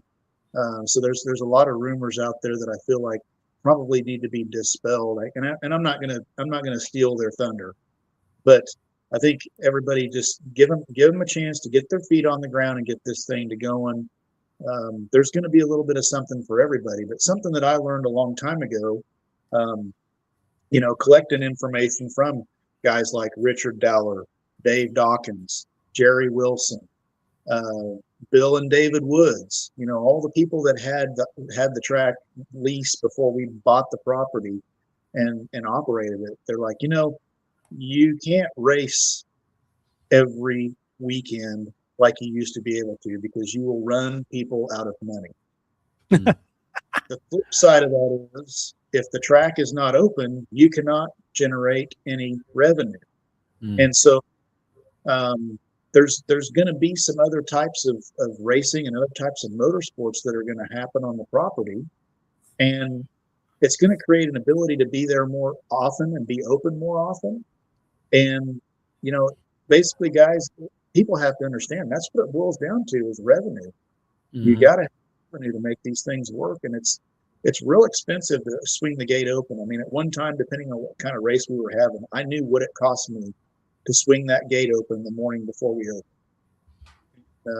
It's tremendous. And just like everything, it's going up. And you guys got a ton of money in your race cars and tow rigs and the fuel to get there. And I get it. And, the drag strip is no different, but I think, to be fair, it's multiplied. And so he's trying to diversify himself and try to find other ways to generate income in order to make this thing live and keep it alive. Yeah. No, we see that. And we actually saw Thunder Valley kind of looking at those options too, just using the property for other things. So all the way down to shooting clay pigeons, just to have something going on. Yep. No, that's good stuff. I see. I'm going to pull this in. I think Gary's doing something. So got the Maybrier or Al on here. High hopes. Al, go ahead, Rod. Go ahead. You're all right.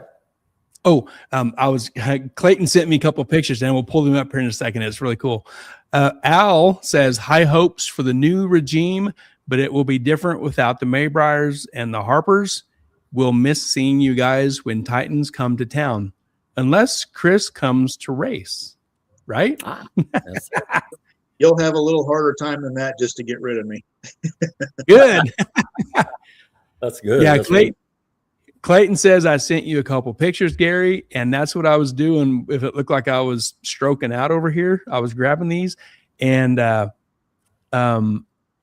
think you mentioned Pruitt and somebody for the first pass. So Clayton sent this September 28th, 2018. Isn't that the Pruitt car in the left lane, the green Mustang?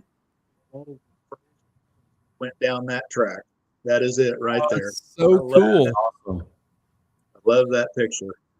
Man, 7 years ago, 2018. That's so awesome. Thanks, Clayton. Nostalgia weekend. There it is.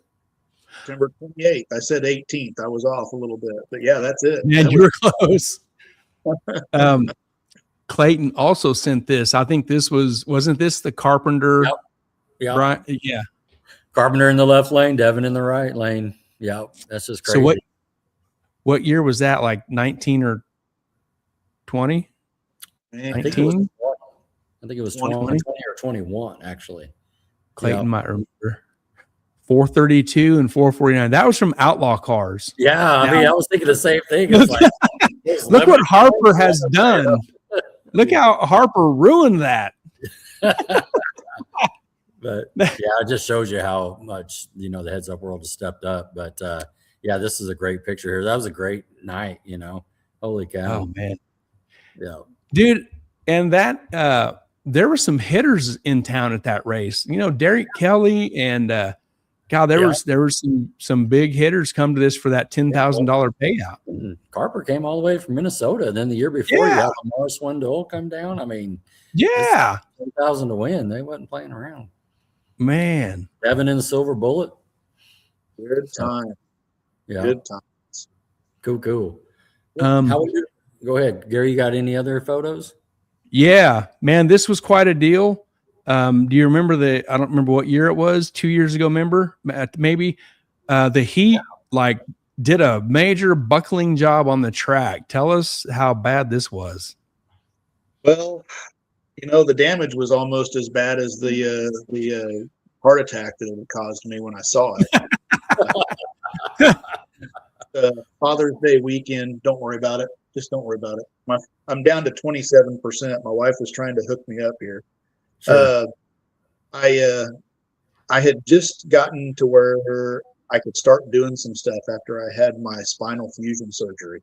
Right. And it was Father's Day weekend, and we had been down there getting the track ready, getting everything ready to rock and roll. And we'd been there for 2 or 3 hours. I think we had to cut up some slicks for the drag, and finally Tim goes, you know what? Don't worry about it. I'm going to run down and start plugging in the timing system, make sure we don't have anything to worry about there. Okay. And if you know Tim, the staging director, he's always got some kind of joke that he's pulling, right? And so he calls me and he goes, we got a problem down here. And I said, Tim, I'm just really very funny, but I'm really just not in the mood for it today. And he goes, no, I'm serious. He goes, the track's peaked up about a foot in the air. I'm like, oh, jeez. No way. He goes, yeah. Would you come down here? Yes. So I go down. Yes, at least that much. And I'm like, oh my gosh. I about fall out of my shoes. There's already some guys that are already rolling through the gate. And I'm like, oh no. These guys are traveling. It's hot. It's Father's Day weekend. And so I panic, jump on Facebook Live, and I'm like showing a picture of it. And I'm like, if you're on your way, stop driving. I don't know what to do right now. I'm in a panic mode. And I got to tell you guys, the first 2 people that reached out to me after I did that Facebook Live, in this order, was Goose and Nick Roberts. Wow. Right. Is there anything that we can do to help you? So Goose from Leasing Kid, right? Because we got 2 Gooses we're talking about. So Goose was Leasing Kid at the time, right? Right. Because they had the race at Wichita that day.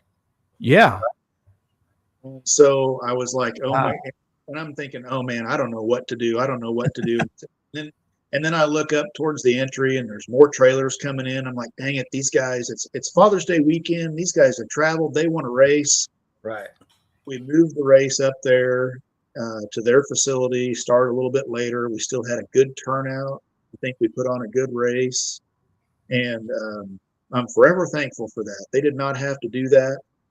And, like I say, I was just getting back in the swing of things. That just released me to start doing a little bit of stuff after having 6 screws, 2 titanium spacers, and 2 rods installed in my lower spine.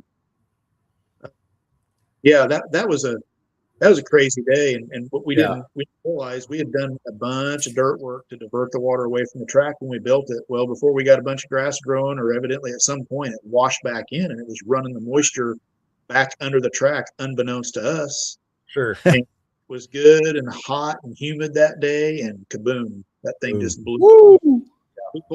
Roy Brower showed up down there with his F-350 dually with his enclosed trailer on it and drove up on it with the back tires of his truck, and it did not budge. I remember that picture. Oh my gosh. Wow. It was a nightmare. Holy crap. How long did it take to fix this? Brian Wells came out at Arc City. That was, one of the previous guys that leased the track when Jerry Wilson ran it, and cut it out, dug it out, poured it back over the course of about a week. But he told Dad when he was down there, he said, I have never tried to cut and jackhammer such hard concrete out. He goes, man, and we made it bigger, and then of course redid the dirt work before they left. It's like, Brian, you got dirt work stuff. You go ahead and fix all that and divert that water away so we don't have this again. But yeah, that was an unexpected shit moment that we weren't planning on.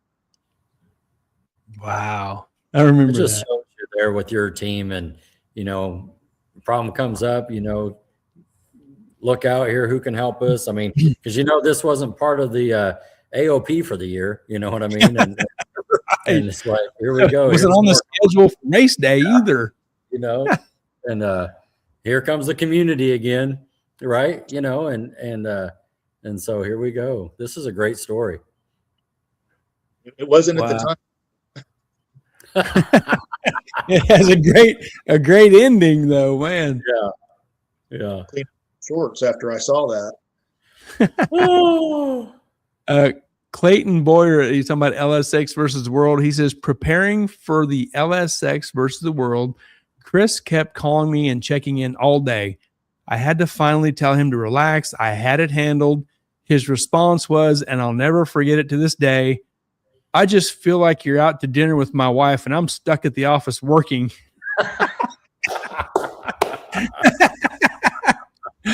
Woo, man.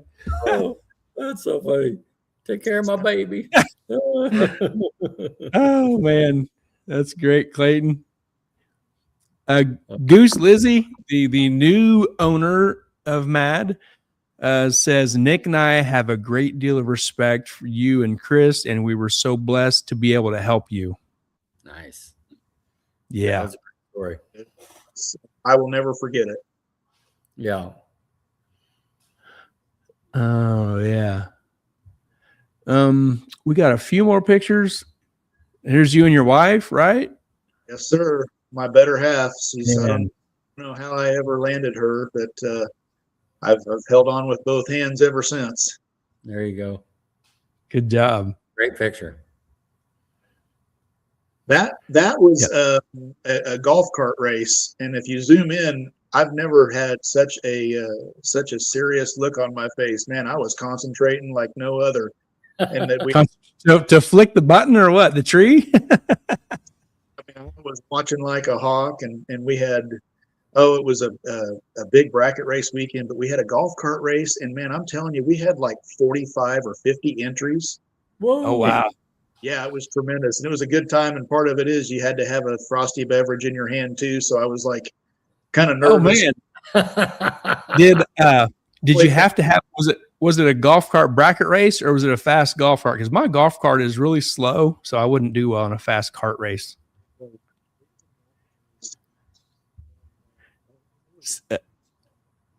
Oh, it's the first time we ever did anything like that. Yeah. Oh man. This is an awesome picture. Tell us what you think about this picture. Yeah. So honestly, the first time I saw that picture, the first comment that it ever got, somebody posted, "Talk about a couple of badasses." That's right. What I really wanted to say was, we really are both really nice guys. We just don't look like it. Yeah. People are like, what are you guys pissed off about? I don't remember what it was we were talking about, but I'm sure that we were not that mad. Right. Right. Of Chris, course, they just come from work, so maybe I was pissed off a little bit. Right. I don't know. Still got your Harry shirt on. What's your phone percentage look like, bud? I'm at 22%, so I'm hanging in there. Okay. You're good. Good. If I drop out here in about, I just dropped to 21. I'm good. I'll flag you down when I get down around 10. Sounds good. You're good. You're good. This is a great picture right here. WDRA. This is Johnny O'Neill and you guys. Was this the big announcement for WDRA? It was. This was at our banquet. Forget at the end of which season, and when we made the announcement that we made the switch to WDRA, and Johnny was gracious enough to make time out of his schedule and travel and come and answer questions. And man, if you haven't met the guy, and he's back with IHRA now, and if you haven't had an opportunity to meet with him or talk to him, he's a tremendous individual. He's just a great guy. He's any team would be very benefited to have him along for the ride. You bet. Yep. We had him on the show. Subscribe to our YouTube channel and search that out. It's a great show. Johnny was awesome. Great dude. Tremendous. Yes. Here's you and Dancing Dave. Okay. There is a story behind that picture too. Okay. So there's this trophy, and it's the Mad versus Kid trophy. And anyway, at the end of the day, we won, and I had to take it from him. Ah, nice. Still on display. Actually, no, that's not that picture. My eyes checked, guys. That's when he won his first Wally. Some of these. That's Wally. Damn it! That's there you Wally. go. Scary. That's a Wally on the roof. Yeah. Honestly, too, guys, to back up, Dave, I love that guy. Just love him to death. He has never done anything but try to help me. And, growing up when I was racing down there, he was always good to me. And when I started in on this venture of trying to do the operations, some of the stuff, I didn't know what the hell I was doing. And he had a lot of suggestions. He had some suggestions that were questionable, if you can imagine that, too. Anything to try to help me. Dave, I love you to death, buddy, and I hope your hip is healing up and you get back out there and win some more races. There you go. Oh, Dave's great. Yeah. Good picture there. Oh, yeah. Mrs. Harper talking about Johnny O'Neill and the WDRA. That was at the end of 2023. Nice. Yeah. So that's kind of it for the pictures, but I want to go back to this. So you was with us, show number 50, September 8th, 2024, was a whole show with you and your background. We kind of re-highlighted, relived some of this tonight. So that whole show, you can go back to number 50 and catch that. I just wanted to put that up to, there's probably some more stuff there. There's some great information and some great stories you had there. I just kind of wanted to highlight that. That's a good idea. Yeah. That's a great idea. So, Chris, like we always do, my last little thing, we're going to hand it back over to you. And so it's time for you to kind of give your last shout outs and, your last opportunity, talk about everybody that got you here, your loved ones, sponsors, everybody. And I hate to put you on the spot like that because that's another 2 hours right there. That's another 2 hours right there. And, but we talked about it before.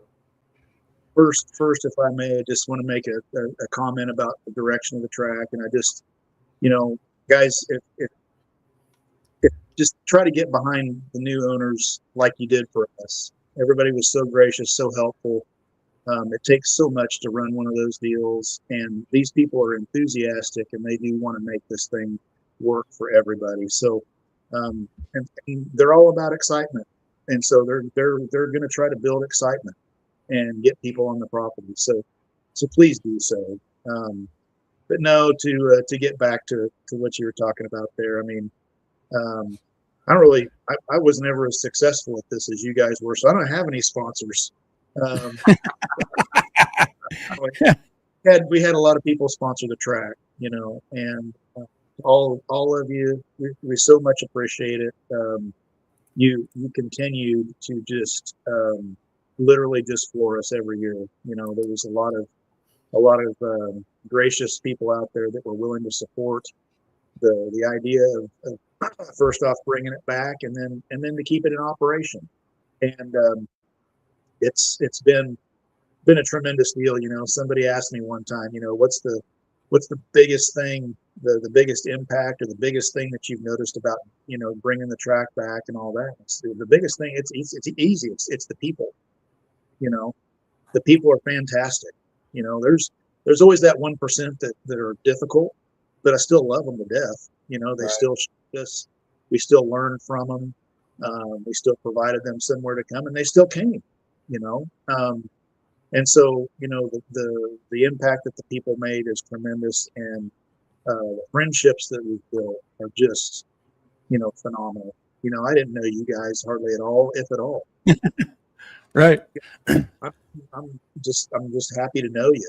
I think you're great people, and I'm flattered that you would have me back onto your show again. So thank you for that. And gosh, I don't know. I mean, I hate to call people out just by name because I know I'm going to miss. There's so many. Yeah. And everything came along and grew so fast. I hope that I never missed an opportunity to thank somebody when I should have.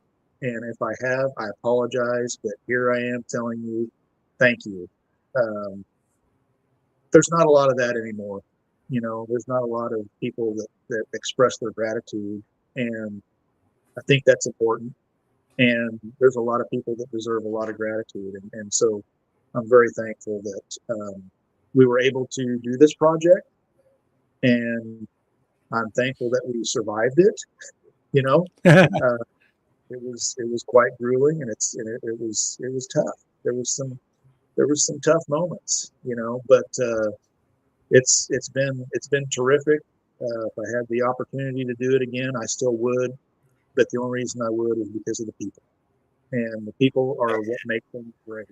And I'm transitioning out of this role.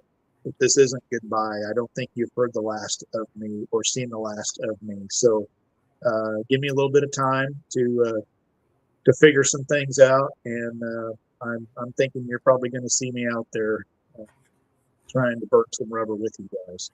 All right. Good. Yes.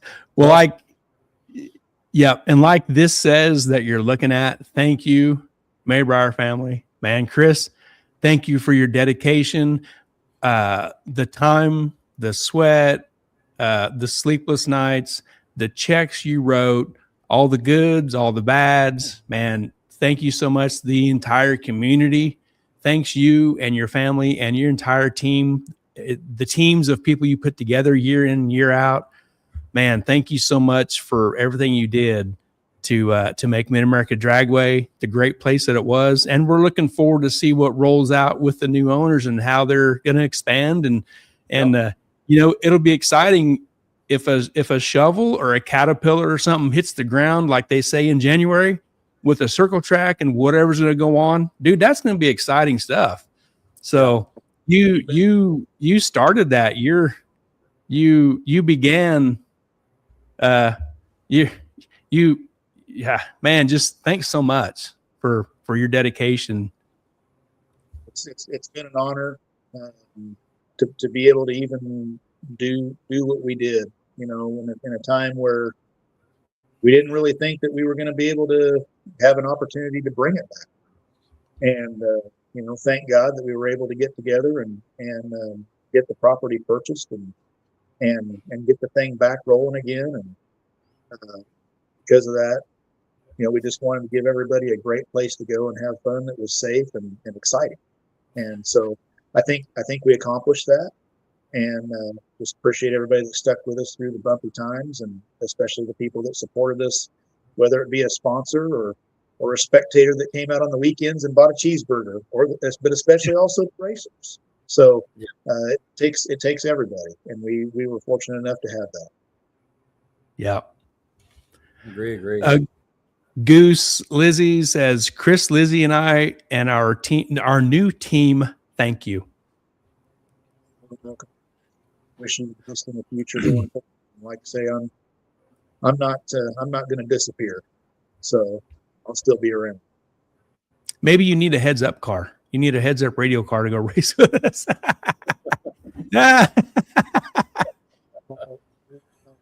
I have actually thought about it, and I got to tell you one more funny thing, and then I'll leave you guys to it. But years ago, when we were racing a bunch, my dad used to run Pro Mod, and when he was doing that, I had a blast with that, and we were out at Wichita, and there was a guy that had a '69 Camaro Pro Mod car, blown car. Dad always ran blown alcohol injected small block stuff. And this car had a big block and a blower. I'm looking at it, and it's for sale. I'm like, man, that would be cool. Spare motor with it, and so Dad, by that time, he had put just a naturally aspirated small block in this bracket racing. And I showed him a picture of this car, and I said, man, look at this Pro Mod deal and how much it was, and the spare motor and all that stuff. And he looked at me and he goes, son, I think I'm getting too old to drive something like that. And I said, well, I wasn't asking you to drive it. I just need a co-owner. He just put the money. That's it. That's great. That project never happened either, but you got to try. So Right. Just buy a racetrack instead. Yeah. But all joking aside, it's been a hell of a ride. It's been a hell of a ride. Yeah. Nick Roberts says you need to go no prep racing. I've thought about it, maybe get some kind of a heads up car that I could do both with. I don't know, guys. The future, who knows what that'll hold, and my dad told me the other day, he said, it's okay to change your mind every once in a while. So sure. Yeah. Goose Lizzie says, Lizzie and I also want to thank the Harpers for being so gracious during this transition and helping so much. And Mid America Dragway, whoever's posting this, they say it would be great to see Chris and Haley race. Oh, little side. There you go. Side. Yeah. We sold dragster when she told me, she said, Dad, I'm a mom now and I'm not going to have time for that for a while, but I still have a couple of door cars that she could slide into. Sure. Yeah. Load up and we will see you in Centerville for Titans in 5. Wouldn't that be awesome? Yeah. Oh, man. Yeah. Hey, Chris, before you go, I just want to see if you can see this, but this is my proudest trophy. Oh, man, look at that. Belt. Just because it's got you right there, Mid America, buddy. That is so cool. I love it. That's awesome. Yeah. That's awesome. Yeah. Nice piece, Rod. Yeah. If people look at you strange when you're wearing that out in public? I don't go out in public. You should wear that into work. Yeah. I do my Ric Flair. Woo! Woo!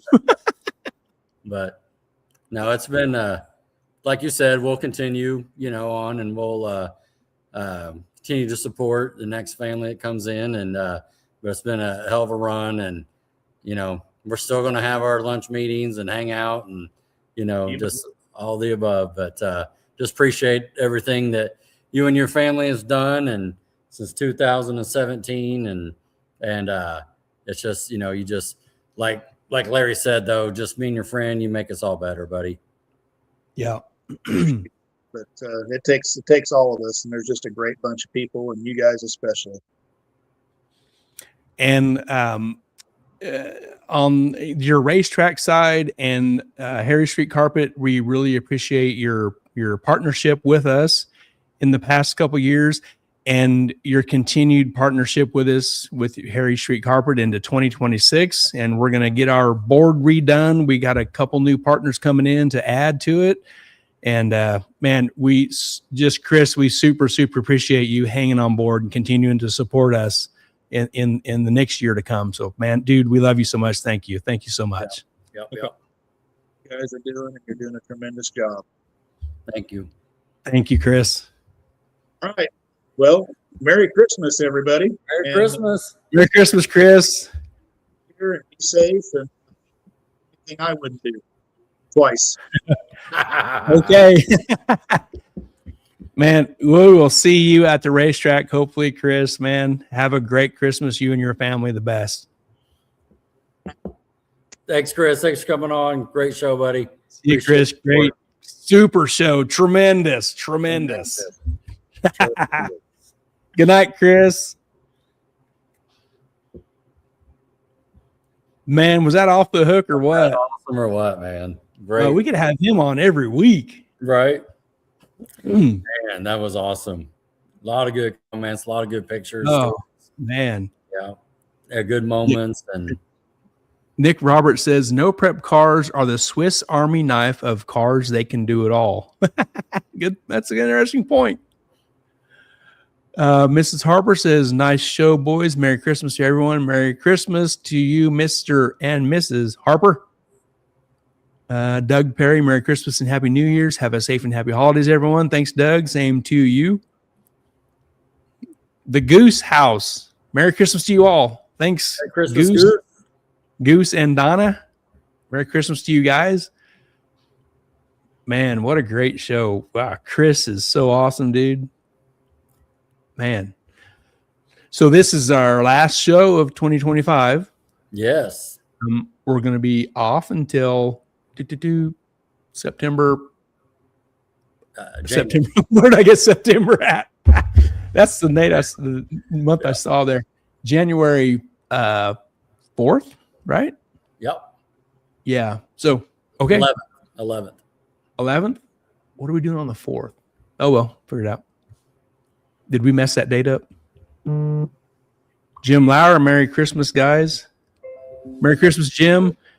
Doug, great show, guys. Thank you, Doug.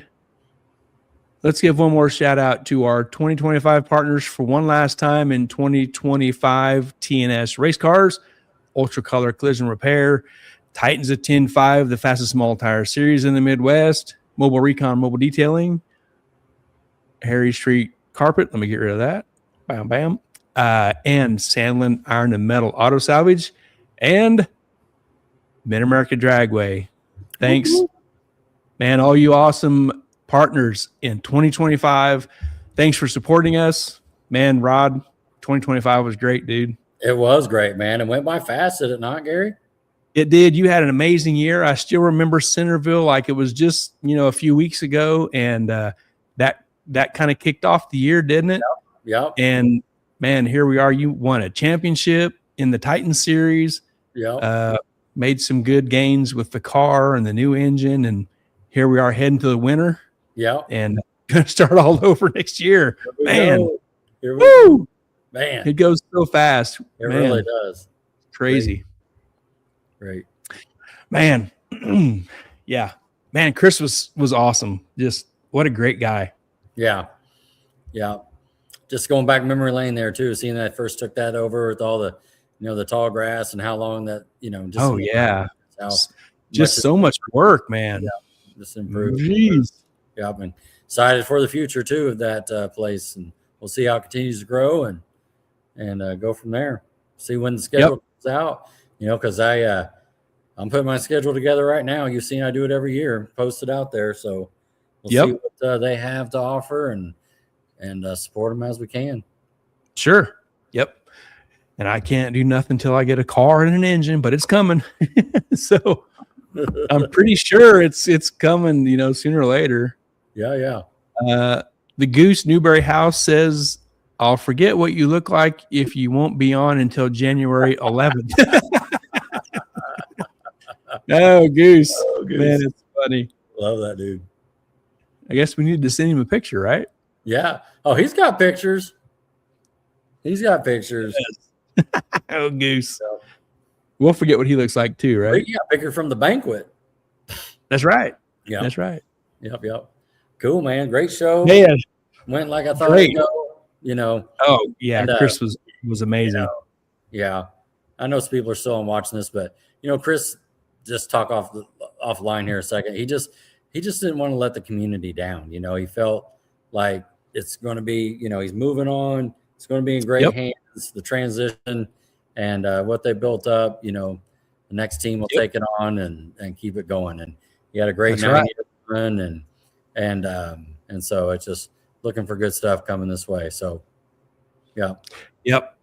And it's going to come fast too. So buckle up and keep your eye out for what everybody has to offer and get in where your car fits in and support what you can. And let's keep racing alive and great and keep these tracks doing great and have fun. Don't forget to have fun. Shoot. Yep. Absolutely. That's your motto, man. If you ain't having fun, it is, man. You are racing with the wrong people. Find different people to race with if you're not having fun, dude. Exactly. Man. Yep. I guess I just have a great group of friends that's easy to have fun with. So that's it. That's part of it. It's a lot of it, really. Yeah. Or pick different friends. If you're not having fun, find some different friends. Yep. Cool. Well, man, that's it. We are wrapped up. Merry Christmas, everybody, right? Happy holidays. Happy New Year. Yeah. That's just a few days away. Yep. Today is Sunday. If you're an unfortunate soul that has to go back to work tomorrow and Tuesday and Wednesday. I do not. So I get a goof off for 2 weeks and do whatever I want. Thanks everyone for coming on and supporting us 2025. Yes. Thank you so much to them partners again also. And if you want to hook up with us in 2026, reach out and we'll get you a little box like these other awesome partners. All right, Rod, you ready to call it? I am. Okay, let's fire up the old high five machine. Ready? Yep. Ready? Oh, pow. All right. Thanks, everybody. Thanks for hanging in and having an awesome 2025 with us. Come back for 2026. It's going to be some cool stuff. Rodney's car is going to be super duper lightning fast. Going to win lots of races and more championships. And, well, you know, you got to have goals, right? There you go. Yes. So, and I'll have a car sitting back here sooner or later. There you go. Sooner than later, quoted from my painter guy. So there you go. Right. Yes. Okay, everybody, this is it. Oh, there's Eric Knott. Hey, Eric. Merry Christmas, he says. Merry Christmas to you, Eric. We saw Eric at PRI.